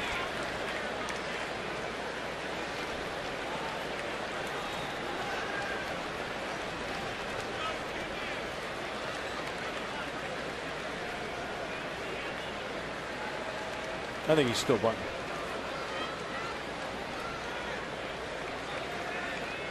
Nope. That's going to make it to the seats just back of the bullpen of the Dodgers. Not a bad idea. He had Guzman in on the grass trying to shoot that ball right by him.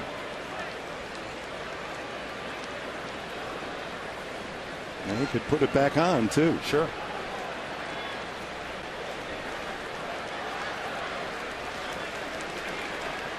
Navarro at second, Gwynn at first, no one out, and a 3-2 pitch. And he bunts it. Well done. There's the out, but he gets the job done. Tying run, Navarro to third. Go ahead score Gwynn to second. And Loney to be introduced as the pinch hitter for Lilly.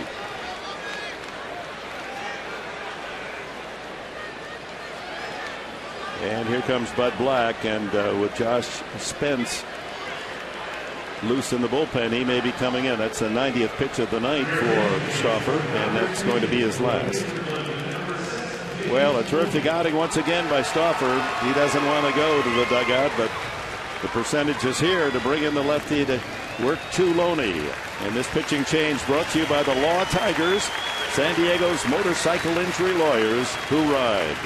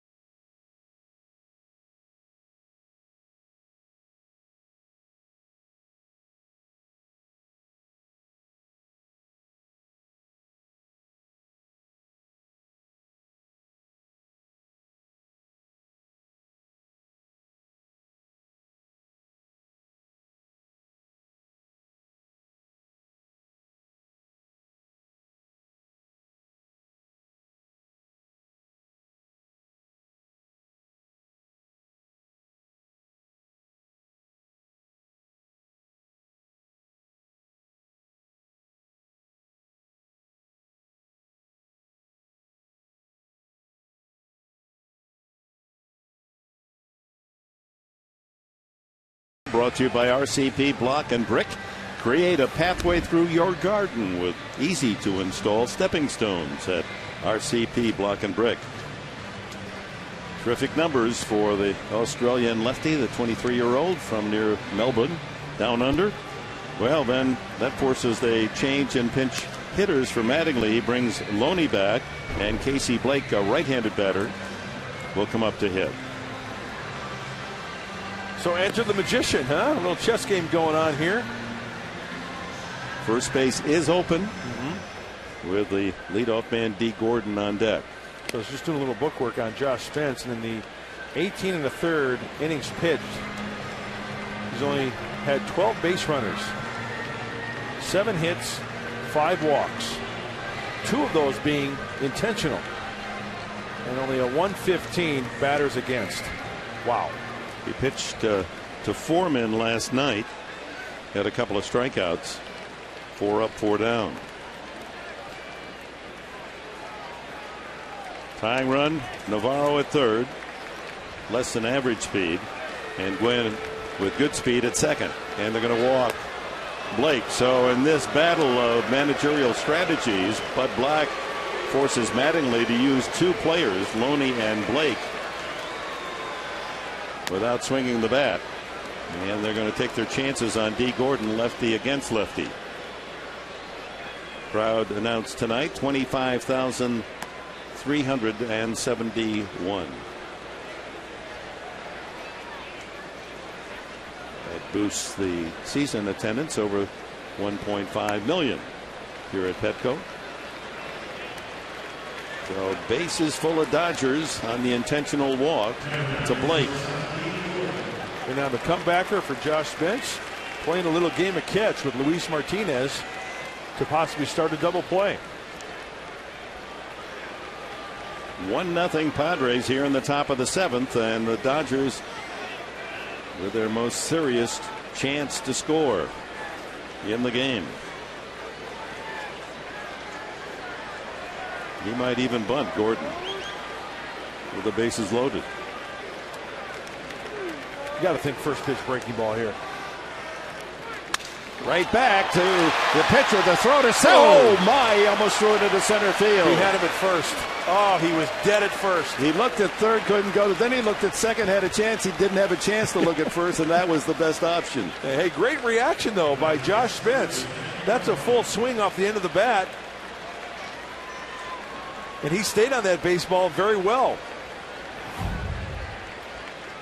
Watch the man at first. There's the line drive. He's on his way. He didn't see him. Josh didn't see him. Oh. And Hudson did a great job of keeping that ball on the infield. That could have been into center field very easily. Yes, he did. So 2 outs, bases full, and it's up to Aaron Miles, switch hitter. So he'll turn around and bat right-handed. As a lefty, grounded to second, fly to left, and good play made by Guzman. Remember, that was where Guzman made the dive across the foul line and from flat on his stomach, flipped backhanded to the pitcher Stauffer for the out. Went around, 2 strikes.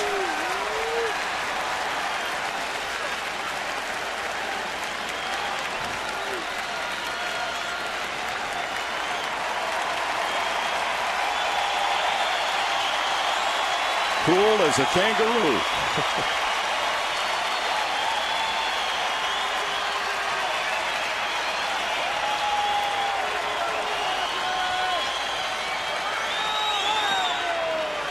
Tries that slurve low and in, and Miles doesn't offer. And not only the pressure on Josh Spence, but how about Luis Martinez behind the plate? You don't want to just groove something in there. He has to be aware of the possibility of a breaking ball in the dirt. You got to smother that baseball. If he doesn't catch it cleanly, keep it in front of him. 2-2. Now this next offering is a serious pitch. 2-2 with the bases loaded, 2 outs here in the 7th.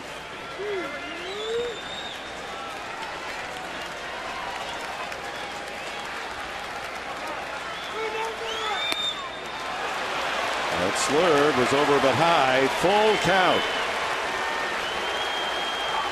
No room for a pitch out of the strike zone now, or the game is tied.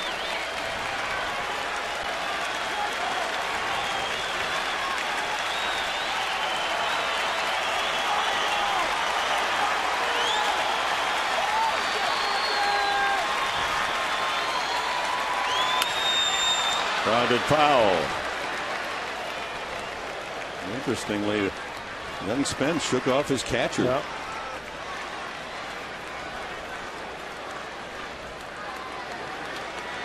Three and two, 2 outs, runners on the move with this next pitch as well. Navarro from third, Gwynn from second, Blake at first. Dodgers trying to come back from this 1-0 loss and deficit rather, and that ball deep into the seats foul down the left field side. And Spence has to throw another strike.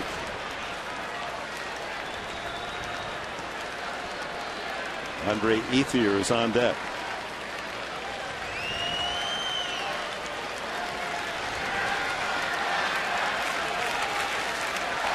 It's what it's all about, the duel between pitcher and batter. Veteran hitter Miles, the pitch. Strike three called! Yes, sir! And that's going to be all for Miles. I think he's been given the heat. Oh, he threw his bat away in anger at the call from plate umpire Conroy, but Josh Spence has done it again. High strike, disc it, clipped the top of the strike zone. Miles thought he had a bases loaded walk to tie.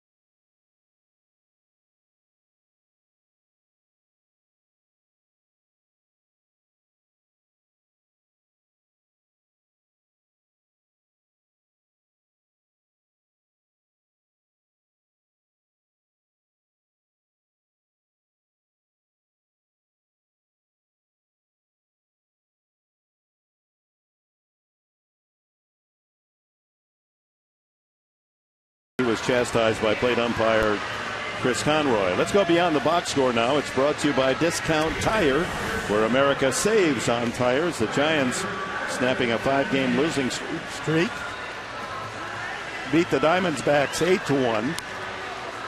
So they're back in first place by a game. And the Phillies continue to win. They swept San Francisco at home, and they sweep the Rockies at Mile High. 8-6 the win today. Ryan Howard with a double and a home run. Here's that last pitch from Josh Spence. Gets Aaron Miles and pitch tracks. Carl's Jr. happy starts smiling. And back to the dugout. Look at that. Some excitement in that dugout for the kid, Josh Spence. He just continues to impress. Good for Josh. Good on you, mate. Matt Guerrero is the right-hander that comes in to relief here in the 7th inning, facing Cunningham, Blanks, and Martinez. ERA just under 4.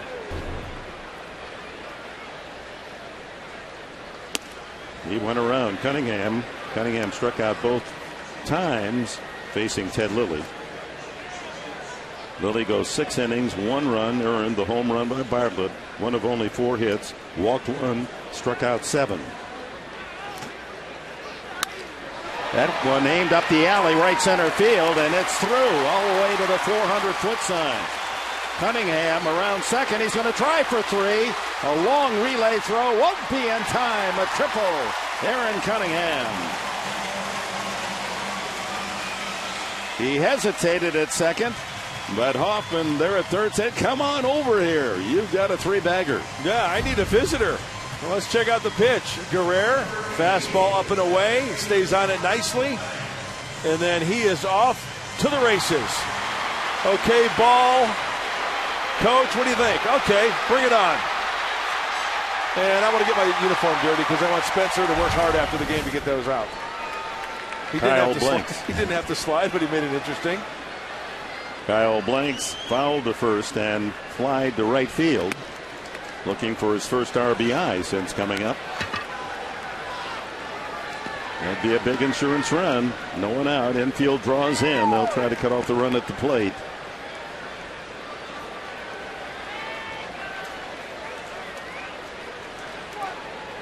Ground ball sharply to short. Gordon fields and throws him out. Hit it well, but right to the glove of Gordon. One out. Cunningham at third, and Luis Martinez, who tripled his first time tonight and struck out as the batter.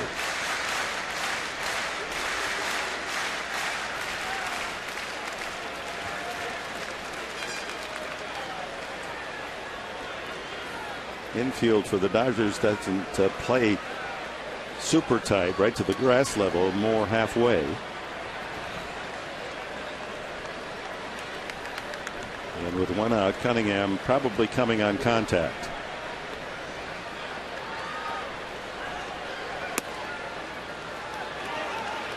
Slider outside. Blake Cody, who had 3 hits last night, is in the on deck circle. Pitcher's spot is due next.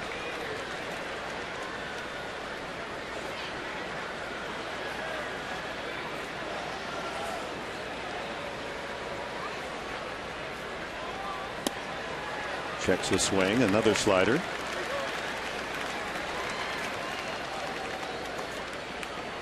Two and 0 to Martinez.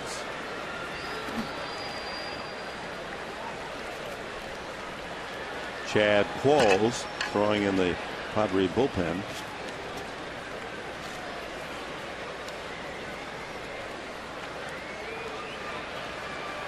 He went around. Another slider. That would have been ball 3.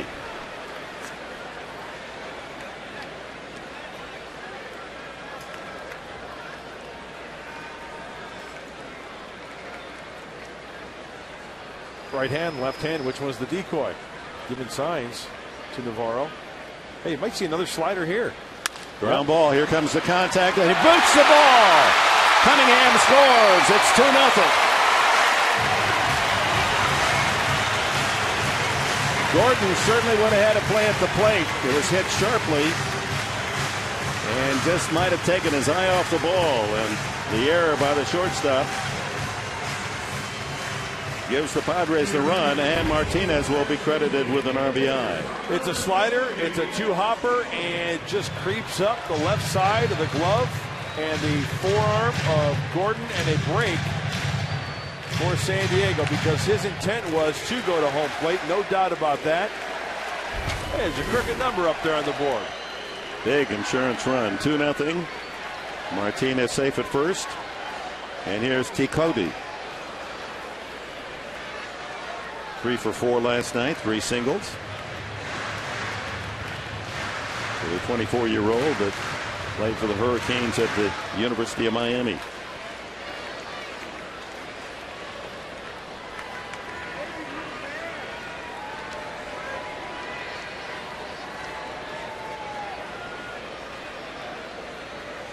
Runner goes.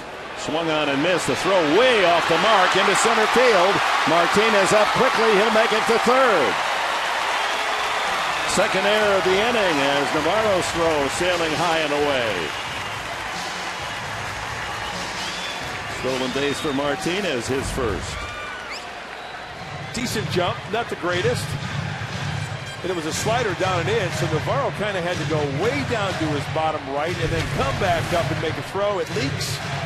And that's a King stolen base for Luis Martinez. And thank you very much for the error. Dodgers had less errors than any National League team starting this series, but they've committed 2 tonight. Pretty tight defense. Had 1 last night. Cody went around. The Padres won't score a third run on and out as Cody caught looking, or actually check swinging. 2 out to Cameron Maben. Maben against Lilly couldn't have hit the ball harder all 3 times, and yet is 0 for 3. Line out, deep center, line out, third base, long out to right field to the warning track.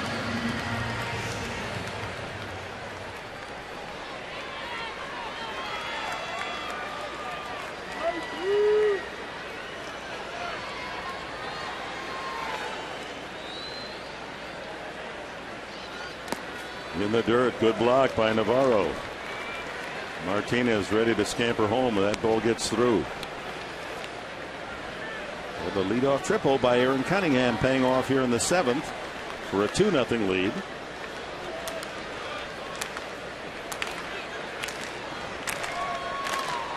And Martinez around to third base with 2 outs for Maben.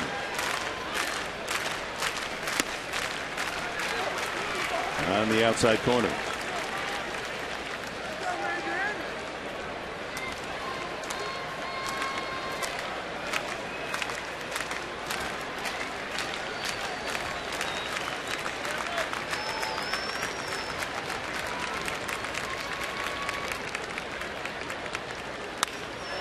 Another deep drive to right. Ethier retreats, but plenty of room out there. And the Padres will settle for 1 on the triple by Cunningham. Martinez gets the RBI when his ground ball to short bobbled by Gordon. 2-0 San Diego.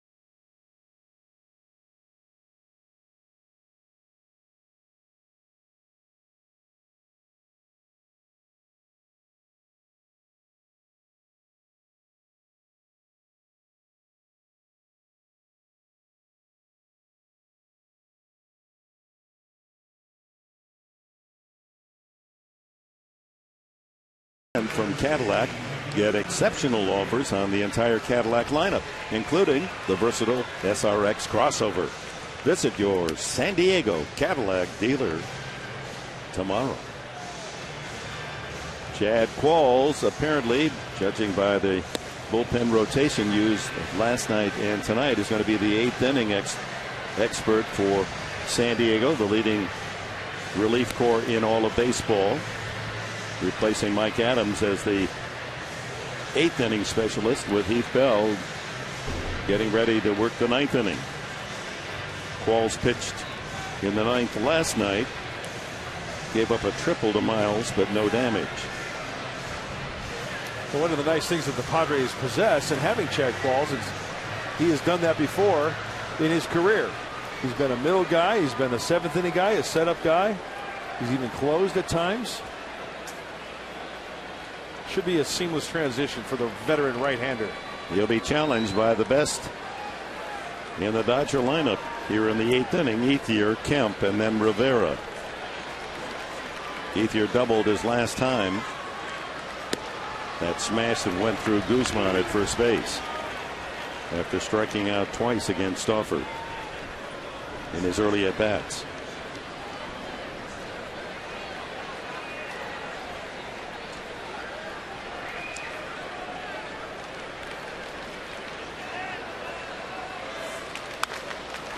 You know, the way I look at it for a reliever coming into this situation, every inning's a save, right? 2-0. Hey, it's the 8th inning. You got to play one more inning, but still for Chad Qualls, this is a save for the right-hander. He had 24 saves for the Arizona Diamondbacks in 2009. He had 12 in 2010. The dean of the faculty, Bud Black, there studying his notes. Darren Balsley, head of the pitching department, at his side. 1 ball, 2 strikes to Ethier.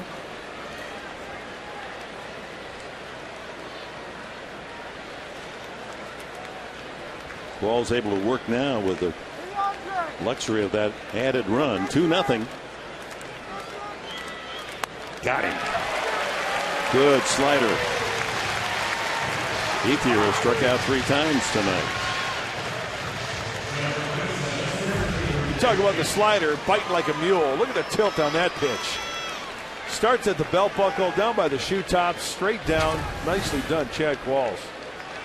Matt Kemp has grounded out twice to the pitcher and the shortstop and was intentionally walked after Ethier's double in the 6th inning.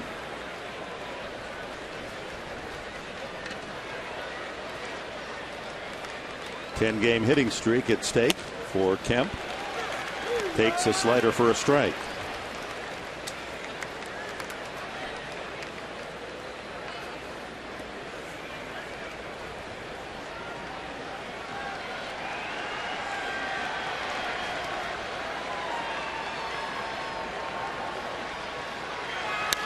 And the ground balls weakly to the right side. Hudson throws him out. Qualls gets Ethier and Kemp a strikeout and an easy ground out. 2 gone in the 8th. You know, Dick, Chad Qualls is known for the turbo sinker, right? Well, he's got the slider working in this game, in this outing against Ethier, and then that one to Kemp down and away. I'm telling you what, that's such a good slider. Chuck Norris can't even hit that slider, and that's saying a lot because we know how tough Chuck Norris is. This guy you don't want to mess with. No, even without a bat, he's that's right. Good That's hitter. what I'm saying. Exactly. Oh, okay. Rivera single, a long out to left center, a terrific play made by Maben to run it down, and a fly ball to left. Barrels a fastball in there at 94. You know, I think that Chad Qualls, given that Mike Adams had been traded to the Rangers, and I think may have pumped up Chad Qualls a little bit, you know? Well, and the fact he stays here too in San Diego, because his name had been bandied about in a trade. So a new responsibility, actually, you know, moving up in the pecking order. You know, I don't care if you're a rookie or a 10-year veteran, you're always up to a challenge. And I'm sure Chad Qualls is up to the challenge, being an 8th inning guy here in a close game. 1-1 to Juan Rivera.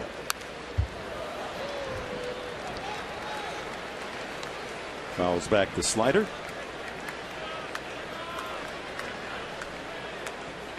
Just joining us, Jason Bartlett hit his 2nd home run of the year, 375 feet into the first row left field lower deck for the first run off Ted Lilly in the 6th, and then Aaron Cunningham's triple and Martita's ground ball, the insurance run in the 7th inning off reliever Matt Guerrero. Bases empty here, 2 out, top of the 8th. That had a lot of run, that slider. 90 miles an hour. Yep. Good tight rotation. He has shown this inning also he can place that slider off the plate just a little bit and for a strike on the outer part of that plate.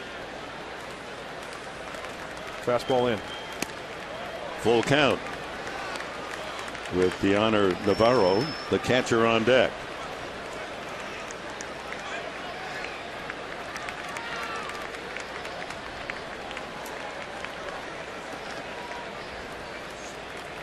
How about a good 2-seamer right on the outer half of the plate here? One of those that comes back on the outside part of the plate.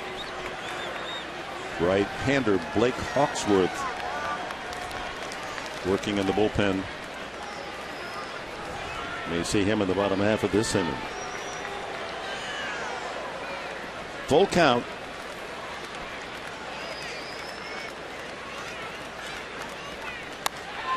Out of play. Slider.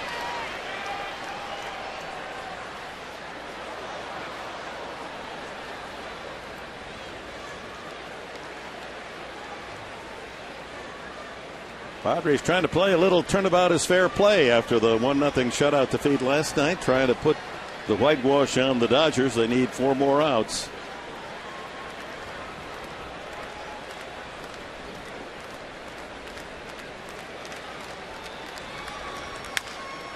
And another foul off the bat of Juan Rivera.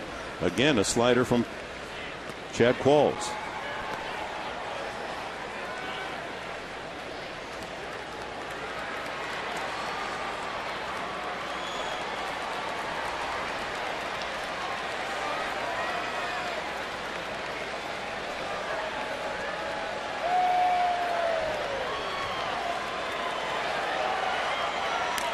Fouled again.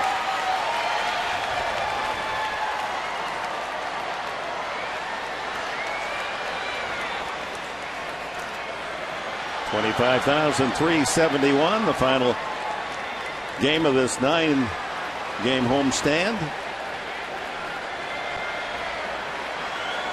Treated again to some terrific pitching, and now they're trying to energize themselves with a wave. Full count again from Qualls. Got him swinging. Another slider.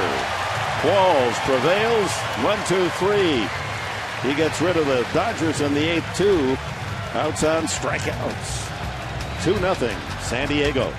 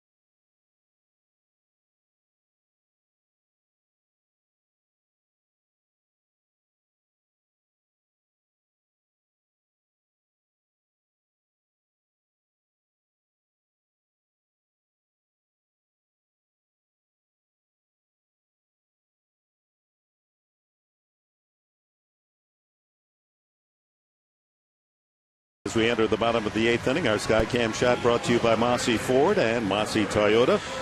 You can visit us in Pacific Beach or online at mossy.com. Blake Hawksworth comes in as the B-Day LA towel comes out. Padres need 3 more outs to accomplish it. They have an unusual homestand. They lost the first 2 games of each series, Arizona, Colorado, and the Dodgers, and they won the finale against the D-backs and the Rockies, and trying to do the same tonight. Bartlett, Headley, and Guzman against Hawksworth. 28-year-old born in Canada, North Vancouver, BC.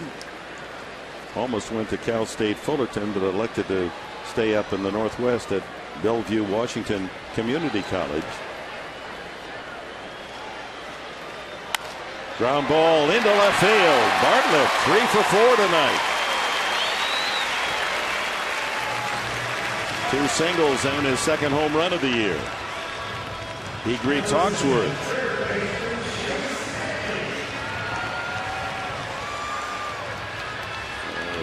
Jason Bartlett has half of the Padre total of 6 hits. And when you saw those numbers for Hawksworth, pretty good numbers as far as opponent's batting average at 197. So Bartlett jumping over him early. He throws fastball, change, curve, and a cutter. A hard thrower from the right side, 95 to 97, with a slight sink on that fastball. Headley a double and struck out twice, facing Lilly.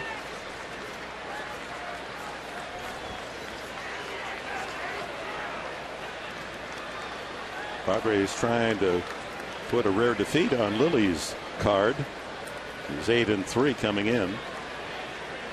2-0 this year, and Dodgers won all 3 of his starts against San Diego. Just the one run, the home run by Bartlett, allowed by Lilly in his 6 innings.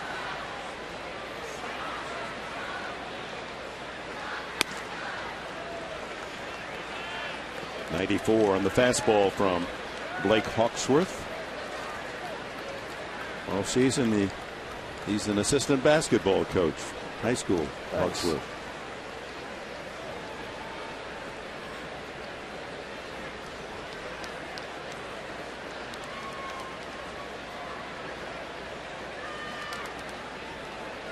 Bartlett goes. Navarro's throw, not in time. Number 22 for Jason Bartlett.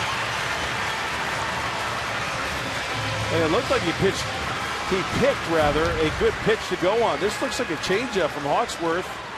That might give you a step and a half or 2 advantage. Close, but he gets the foot in there safely. And this is nice to repeat on occasion. Another King Stallman stolen base for Jason Bartlett. That's the 3rd tonight by the Padres. Luis Martinez with his 1st of the year, 22nd for Bartlett, and Chase Headley his 12th. So the Padres, as much as they ran last year, and successfully so, here we are on August 3rd, already have more steals, 125, than all of last year. Takes the double play away from the Dodgers. Headley fouls it away.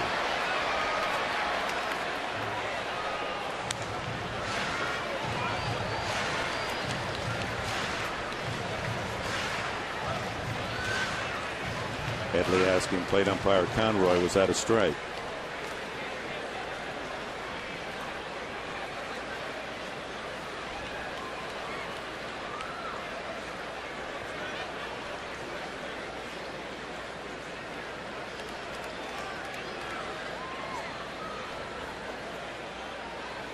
Outside, 3-1.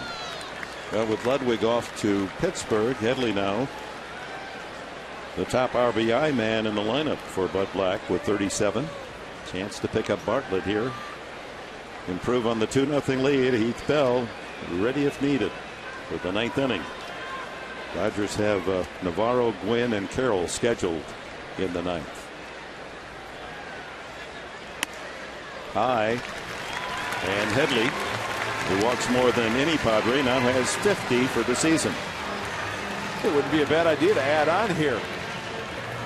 And when you look at the scorecard for the Dodgers, you know, any out, any hitter that goes up to the plate, it's a tough out in my book.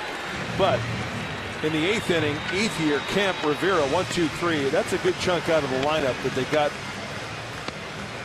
out 1, 2, 3. Now they're going to have to deal with Navarro, as you mentioned, Gwynn Jr. and Carroll in the 9th. Guzman tonight walked his first time since he has flied to center and grounded to second. That had a good bend in it, the curveball.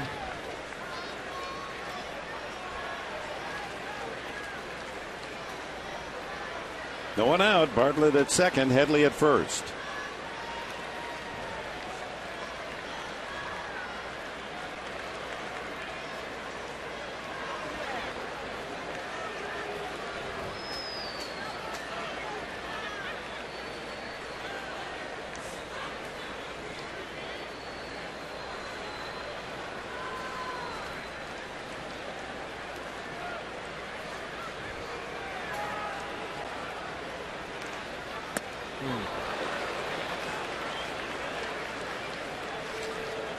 changeup to Guzman. So he's not getting many fastballs. Yeah, when you throw 95, 96, and you could locate a changeup like that, it's a good pitch.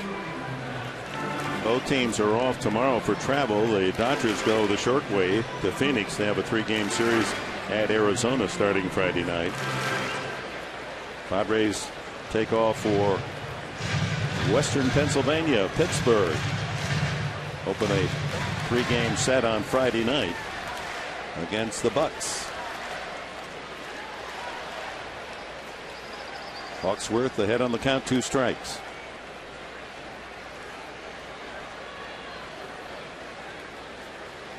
Ground ball, line drive actually gets by the third baseman and down into the corner, and Guzman has delivered again. Bartlett comes in to score, and the Padres fortify their lead to 3-0. Long single for Guzman. He's knocked in another run. 23 already for him.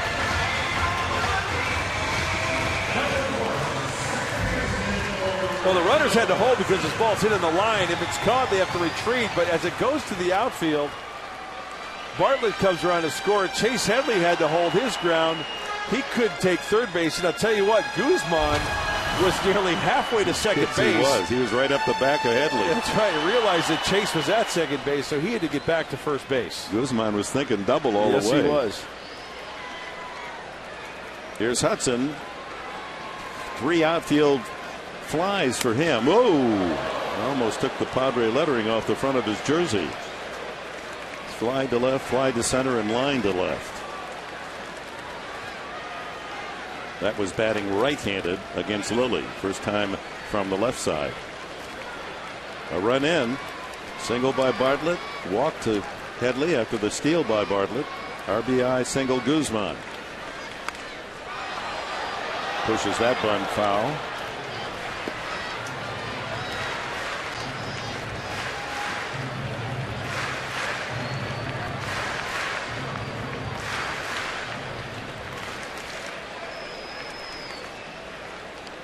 Three 0 San Diego. Still no one out here in the 8th.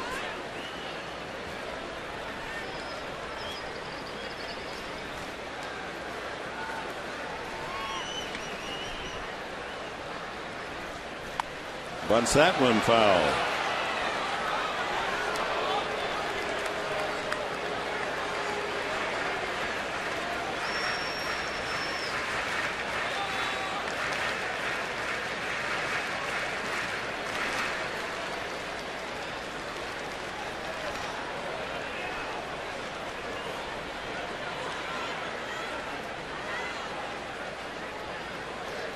So Hudson down on the count 1-2 after the 2 unsuccessful bunt tries. And takes the fastball tailing outside. Well, that was a fast changeup, 86.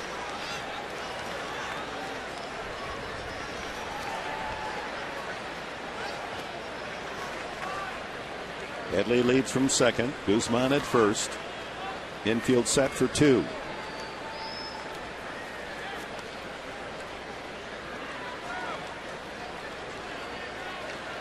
I don't think those were really the best pitches to offer bunts at. You know, up and out of the zone, kind of tough to get up on top. Now he finds himself even in the count. That'll sail out of play down the left field side. Tell you what, Hawksworth has been up in the zone. That was another changeup. Showing a lot of changeups this half inning.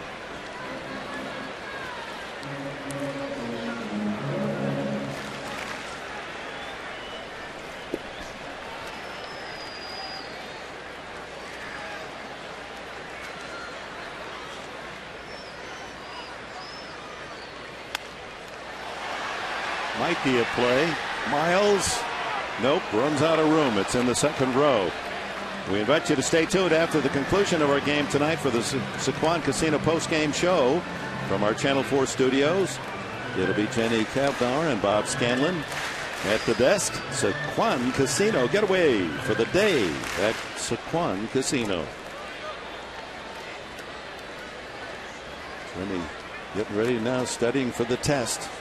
Our A student. Hi, Jenny. How you doing? 2-2 again to Hudson. Off the fist foul.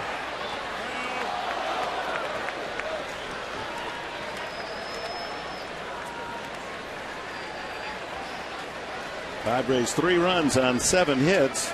3 of the hits by Bartlett, including his second home run to give the Padres their first run and a 1-0 lead against Lilly in the 6th.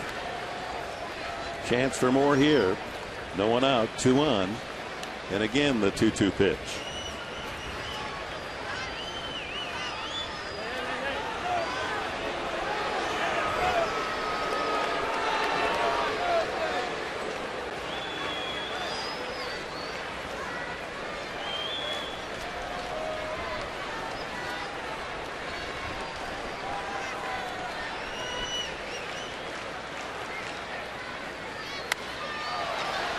A lot of pitches up, huh? He's fouled out 4 or 5, so this will be the 9th pitch of this at bat. And the count still level at 2-2.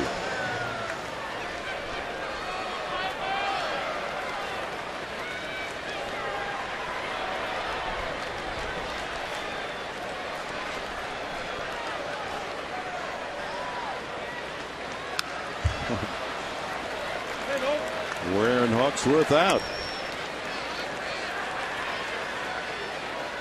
Another changeup.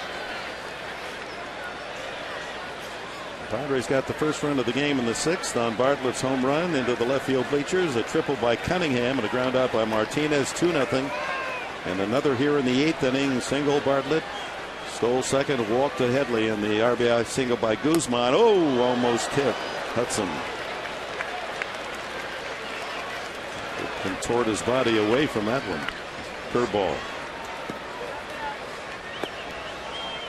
Kind of a different break on that off-speed pitch. Remember, changeups from the left-handed to the left-handed hitter, down and away, up and away. That curveball down and in. So the count finally is full to Hudson. And another foul.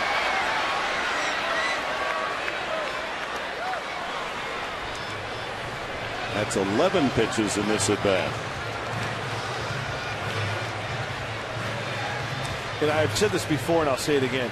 The reason why most managers don't run here, put the runners in motion, 3-2, nobody out. I've seen it happen. Line drive, triple play.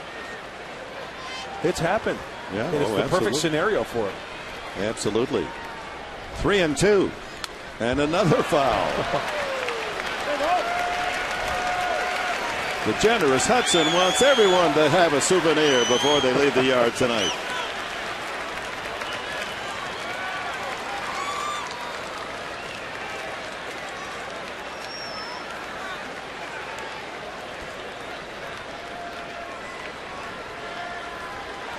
Headley at second, Guzman still at first, take their leads. 3-2. Fly ball to center. Kemp is there, tagging is Headley. He may have left too soon. He goes to third with 1 out. He certainly left quickly as Kemp makes the catch. A 13 pitch at bat for Hudson, who gets a hand as he comes back to the dugout. Hey, good battle by Orlando and getting that runner over to third base with less than 2 outs. With a double play in order here, and Donnie Baseball, Don Mattingly, taking a long stroll out to the mound to make a pitching change. So Blake Hawksworth giving up a couple of base hits and a run, and is responsible for men at first and third, as this pitching change is brought to you by the Law Tigers, San Diego's motorcycle injury lawyers who ride. In comes Josh Lindblom.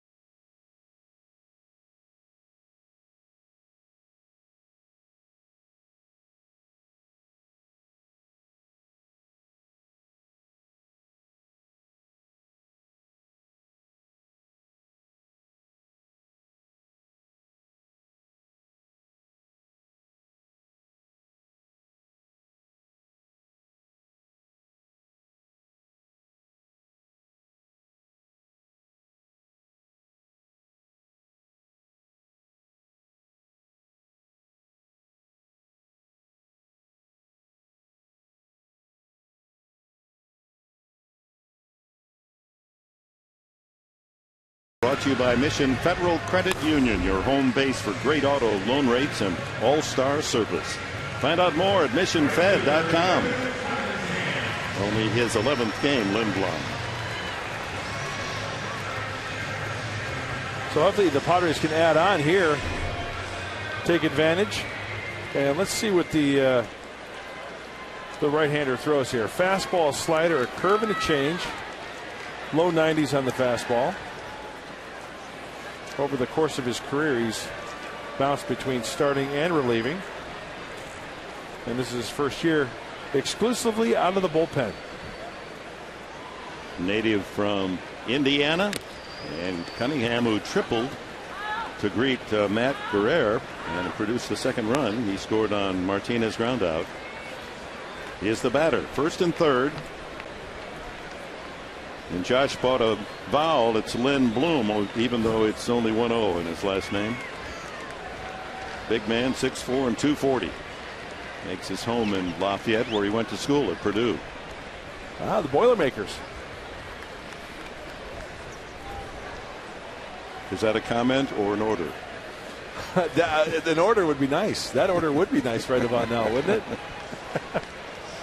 One strike the count on Cunningham. First and third, one out. That's on the corner.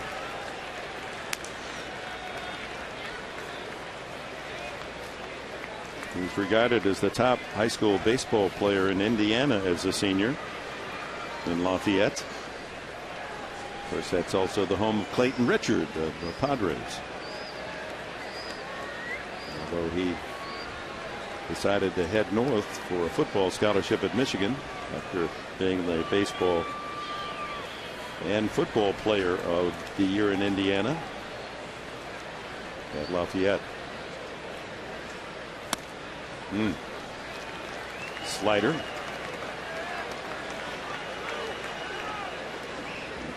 Lindblom turned 24 in June. Been at Albuquerque the last couple of years and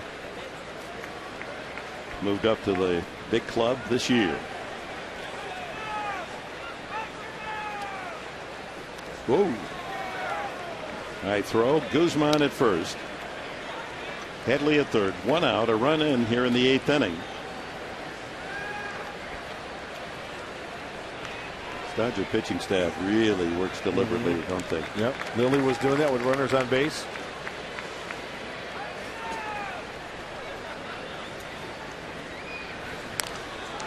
More serious move.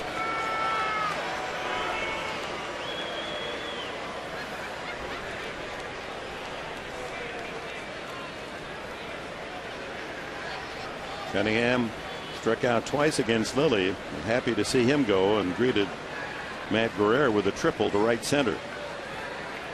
1-2 the count.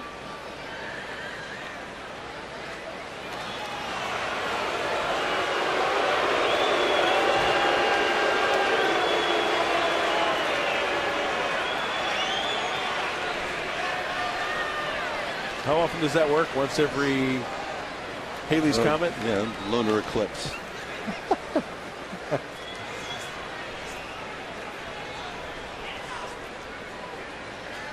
He goes high. They won't even throw. That's the fourth steal of the night for the Padres. Guzman.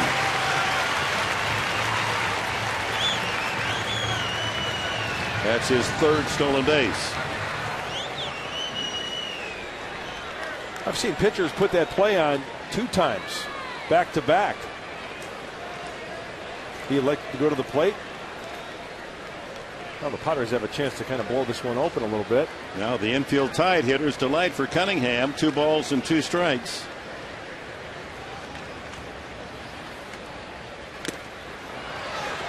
Swung on and missed, and the throw to third. They get Headley. He wandered too far down the line, so a strikeout double play as Cunningham goes down on the foul tip into the catcher's glove, and then Navarro with a strike to third to double up Headley. And we go to the ninth, 3-0, and Bell coming in.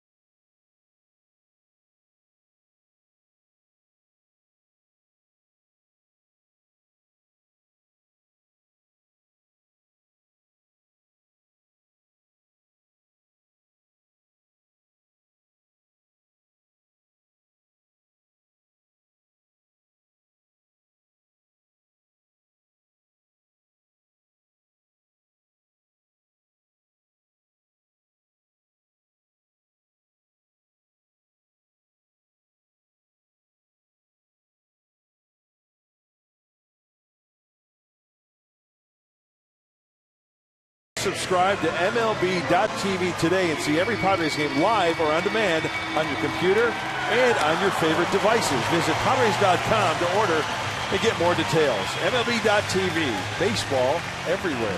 Dick? Make it sing, Mark. Heath Bell. Save situation. Heath with 30 on the year. There are his numbers. He'll face Navarro, Gwynn, and Carroll. And then the pitcher's spot. 3 outs away from a combined shutout for the Padre pitchers. They have only 5 all season. Will Venable enters the game in right field. Cunningham moves from right to left field. And Kyle Blanks from left field to first base. First pitch fastball at 94. Navarro, a single and 3 at bats. CEO Jeff Morad studying some notes himself. Some business to be done the next couple of weeks, trying to sign hopefully all 4 of those top draft picks. 25th, 48th, 54th, and a second round pick still out there for the Padres. Slap foul, 1-1, 1-2 now. 95, Heath Bell on that fastball. He was very touched by the Sunday reaction of the crowd here at Petco Park when he came in from the bullpen after not being traded, and they gave him a standing ovation, and it didn't go unnoticed. He said it's nice to be loved by your home fans. Fouled out of the glove of Martinez. In fact, that may have clipped him in the leg.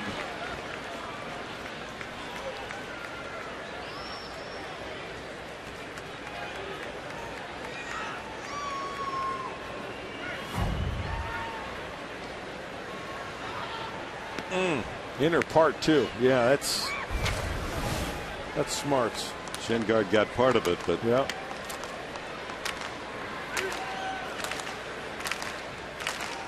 One and 2 to the Dodger catcher, and that one rolled foul.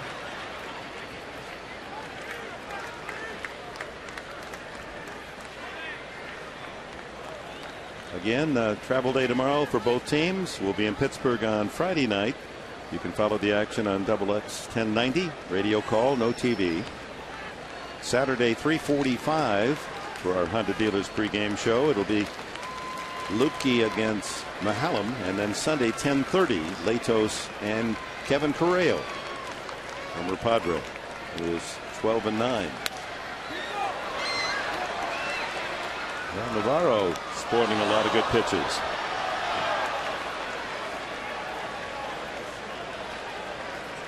And Tony Gwynn's going to join us on the road trip, and a well-earned holiday for my partner Mark Grant and his family. Well, thank you. Yeah, have a great time. Thanks. Get those batteries recharged, you know. Yeah. Get a little low. So how many games on this road trip coming up? Is it 10? 10. 3 in Pittsburgh, so 4 how in the about Mets. 7 and 3 road trip? All right. I'll put that right on Mr. Gwynn. I mean, 10-0 would be nice, obviously. But it's the much improved Pittsburgh team. It'd be good to see Ryan Ludwig, even though he'll be wearing the black and gold of the Pirates. 4 games in New York and then 3 in Cincinnati. High pop-up. Headley. And the third baseman squeezes the first out here in the 9th. Tony Gwynn, a couple of hits and 3 at-bats tonight. A single to left and a bunt single. That was a trouble spot in the 7th inning. Orlando Hudson was late covering at first, so Gwynn with a bunt single. That was after Navarro had led off with a base hit. So 2 on. I might be a little bit. What do you say, huge? I'm a huge Padres fan. Very cute. Carroll sacrificed his teammates up to second and third. So with a 1-0 lead for the Padres, the Dodgers 1 out, had tying run at third, go ahead at second. They walked the pinch hitter Blake. Gordon lined out to Josh Spence. the pitcher, and then Spence struck out Miles on a 3-2 pitch with the bases loaded to get out of deep trouble. 2 strikes now on Gwynn.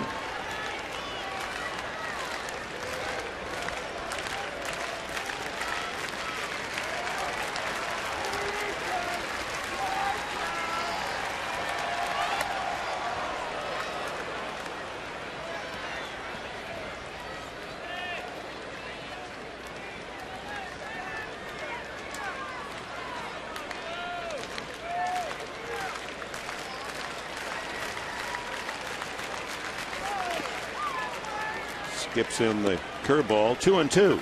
You know, in this situation, the outfield playing shallow and over towards the left field line, and almost like D. Gordon, right? The idea here, a fly ball to the left side would be fine and dandy right here. A fastball, just pound a fastball about belt high, thigh high to Tony Gwynn Jr. away and get your easy fly ball. He might hit a line drive, but if you elevate enough, he'll, chances are, put it in the air. That went in the air, but foul back.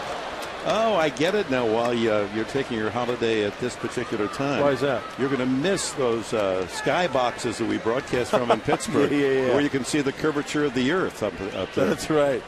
Not only can you see downtown Pittsburgh, you can see to Philadelphia. Yeah. What a great view, though.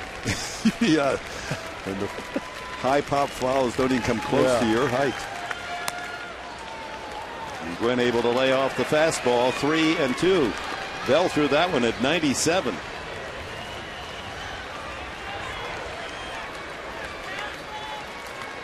Three 0. The Padres lead it here in the 9th. 1 out, bases empty. Full count to Anthony Gwynn.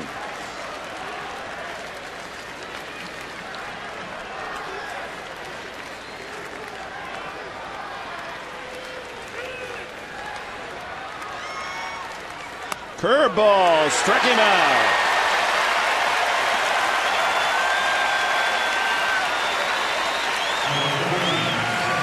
Gwynn didn't like it, but that was wicked.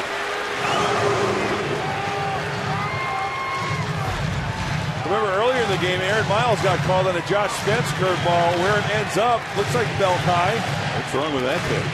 I guess Gwynn thought it was high, but it's right under the 10 on his uniform.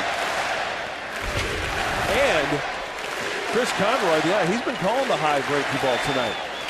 Jamie Carroll, a single, a line out, and a sacrifice. Representing the final out for the Dodgers. The last man to stand in the way of a Padre collaborative shutout.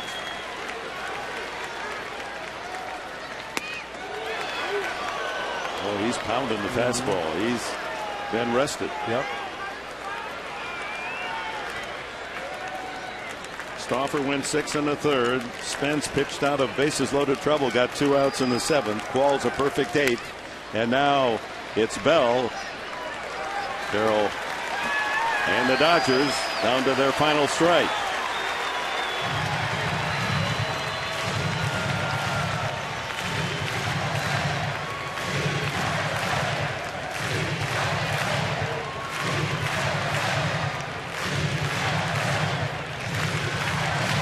They may be down bottom end of the National League West, but fans here in San Diego, Dodgers are the team they want the Padres to beat most of all.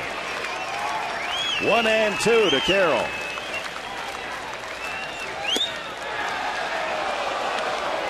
Runs the fastball off the outside corner. 2-2.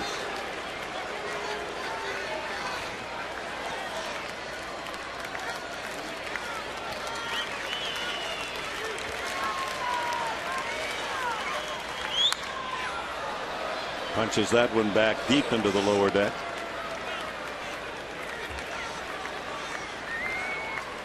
Padres a strike away from snapping a 5-game losing streak against these Dodgers.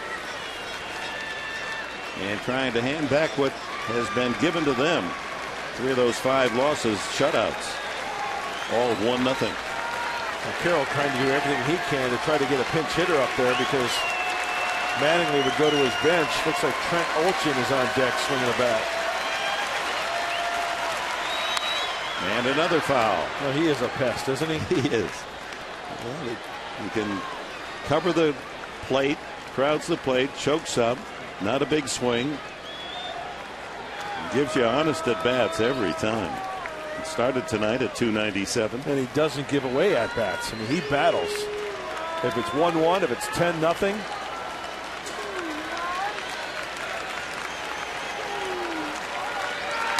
Ground ball. Blanks makes the glove play. Flips, and the ball game is over. The Padres with a 3-0 shutout. Bell with his 31st save. And San Diego salvages the final game of this 3-game series. Bartlett's home run was enough. Gave the Padres a 1-0 lead in the 6th inning. So the Padres celebrate a victory. Been a tough homestand, but they are able to win the final game of each of the 3-game series. And we'll be right back with the final totals at Petco Park. 25,371. See the Padres win at 3-0.